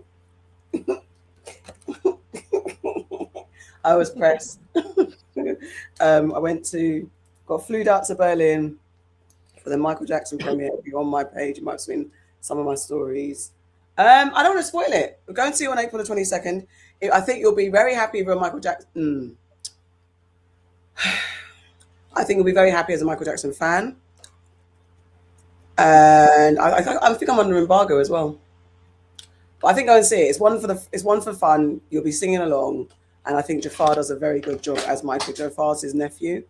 And it's more than a Michael Jackson imitation. He actually really does become Michael Jackson. Really. Yeah. He does a very... I like that they got his nephew doing it as well. I mean, him and the boy that plays young Michael had never acted before. They both are phenomenal. Like, hasn't acted before. He hasn't acted before. He was in training for 2 years. Jafar was in training for 2 years, and under regime got really trained up. It works. He does a really good job. Really good job. And which one's child is he? I think it's Jermaine's son. Oh, really? Okay. Yeah, I got figured out, man. Yes. Oh, I don't want to spoil. I can't spoil it. Did you see Blanket and Prince? Yes. His two sons came out at the. I got some footage. His two sons came out at the Q&A at the end. Not really a Q&A. There's an introduction at the end. So the two sons, and they said they spoke on their father's legacy, and they said, yeah. The atmosphere was good. Lots of fans, lots of people who think they're Michael Jackson. There were lots. It's quite funny to see, like, oh wow, you have the jacket, you have the trouser, the glove, the socks, the shoe, the hairstyle, and there's white ones too. There's white and there's girls. Yeah, man. This wasn't just black people. Jermaine and his hair. Did you see it up close? I saw it up close. He didn't do the red carpet. He just came in, but I saw Jermaine, and it's as together as it is. Just black liquor. Yeah, man. Yeah, man. His action though. Yep. But he looks good actually. He does look good in the face. The hair's just insane. But what is he? He's like 70 odd, isn't he? Something like that. He's around there. I can't answer any questions about the film. I'm under embargo and I don't want to do that. So I cannot ask any specifics. The atmosphere was great. It was freezing on the red carpet though. I was unprepared. I haven't done the red carpet for ages. So I was killed. And the building's nice. The cinema room was nice. It was nice. It was a nice screen. It's like it's the best Dolby surround sound type screen in Berlin. Okay. I was only in there for like I literally got back yesterday. I thought I was saying yesterday. So I went on Friday, got back yesterday. And yeah, it was good. It was good to be there, and all the activations were fun. I hope they do activations around the UK, like wherever it is. I think they should do some activations. The activations were fun. I hope so. Yeah, and that's it. It was fun. And Nia Long looked lovely as well. Nia Long looked beautiful. Everyone's great, and Antoine Fuqua. I did not know he was married to Lela Rochon, and that was like, oh shit! I think I knew it, but I totally forgot that he's married to Lela Rochon, actress, Waiting to Excel, Boomerang. I was just about to say, oh my god! It just as you said her name, I was like, hang on, I've literally just been doing some stuff on Waiting to Excel, and then her face came to me like, for real. Yes, I know she'd got a little bit bigger. It's crazy because I have that 90s face in my head for her. Yeah, and so it's like, yeah, I've seen her not too long ago, and it is like, oh yeah, she is bigger. Her features have slightly changed a little bit because to me, when we were young, she looked so much like Robin Givens. The one that was the Tyson. Yeah, they look so similar. I never put them together because she had she looked like, do you know why she looked like one of my friends? She had a similar face to one of my friends. I always saw my friend. But she was standing with Antoine, and Antoine was doing his interview. And I was like, I know this. And I was standing there looking at her because she was just nodding along with her husband. And I was like, hold on. And then I was standing there, I Googled her and I was like, that's Lela Rochon. And I'm surrounded by, there was no one black on the carpet with me. It was all foreigners, like Europeans and stuff. So I'm like, oh, you lot won't know. So I had to ask the publicist. I was like, can you talk? Is that Lela? And she's like, yes, it's Lela Rochon. I was like, yes, I need to speak to her. And I was like, Lela, oh my God, I didn't realize it was you. Da, da, da, da. And so she's married to Antoine Fuqua, the director of Michael. Very lovely couple. Antoine is a handsome man, must say. He's a man. He's a good man. He's a man. He's a married man. He's a married man. So I'm being very respectful. She's got a good man on her arm. And they're nice, they're a lovely, powerful couple. They look good. I was like, yeah, man, yeah. So that's it. What's the gift?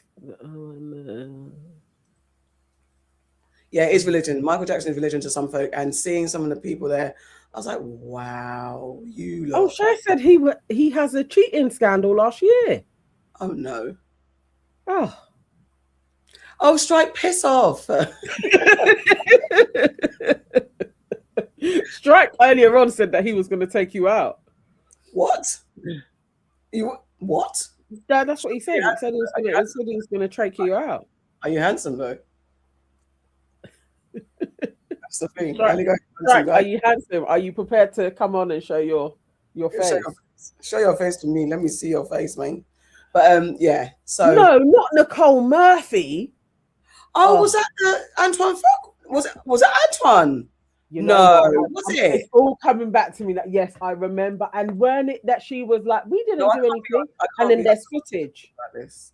Oh, I cannot, because he's going to be doing Hannibal as well for Netflix with Denzel Washington. Yeah, I remember that all coming out. She's a heifer, and ain't it that they're not brethrens, but they kind of know each other as well. I don't think it was Antoine. I think it is. No, it's not. He's a good man. He's a good man. He's not. He's a lovely man. He's very. Okay. I'm not going to do anything else. I'm not going to do any more Googling. I don't want to have my. Nicole Murphy is the worst. I actually remember it. They were caught. It wasn't even just a rumor. They were actually caught at it. Yeah, he's one of those. Let's not talk about it. He's a good man. Antoine Fuqua, more like. I can't. Over. I'm done. I'm under embargo. I'm glitching. Reception. No more, no more. Oh, Okay. how sad. Yeah. Okay. Are you seeing it? Not- Yeah, I remember it now.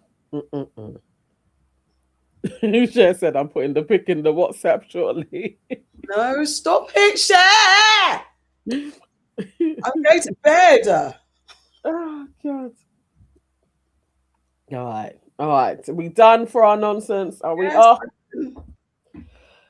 Okay, guys. All right. So, episode will be up tomorrow. Our new episode. Audio goes out first, and then video will be in the evening or Tuesday morning. So it's a good one. Yeah, we had a good show last week, and then we'll be back. We did have a good show. And today was a good show. We had fun. Thank you, guys. Yes. Thank you all. Donations. Roll call. Thank you to the donations. Thank you. Okay. And remember, even while I'm doing roll call, you guys can still add in some. You can still add. You've got 5 minutes to add some more. Listen, I want Mr. Freaking African try to accuse me of being a destruction of the Black community. You better put some money in the coffers. Talking about periods and shit. Oh. Don't you dare. Come here. Okay. So Louise gave us £5. And then Yvonne gave us £5. Thank you. And then we had Fashion for Crime give us £20. Thank you.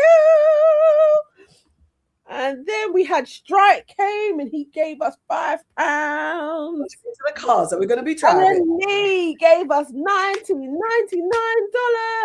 Thank you so much. That's what we like. Thank you for the tea. Stephen came with £5. And then he topped it up with £2. Thank you so much. And then we have Strike came back with £2. Thank you guys. Thank you. I don't like this £2 business. You think you're going to get on stage? We're going to start limiting you. £10 only to comment, Strike, about. I'm not fussing either. Get out of town. No more comments. Pay to comment. Oh, bless you all. Thank you for being on with us as well. It means a lot. Happy Sunday. We will see you next week. See you next week.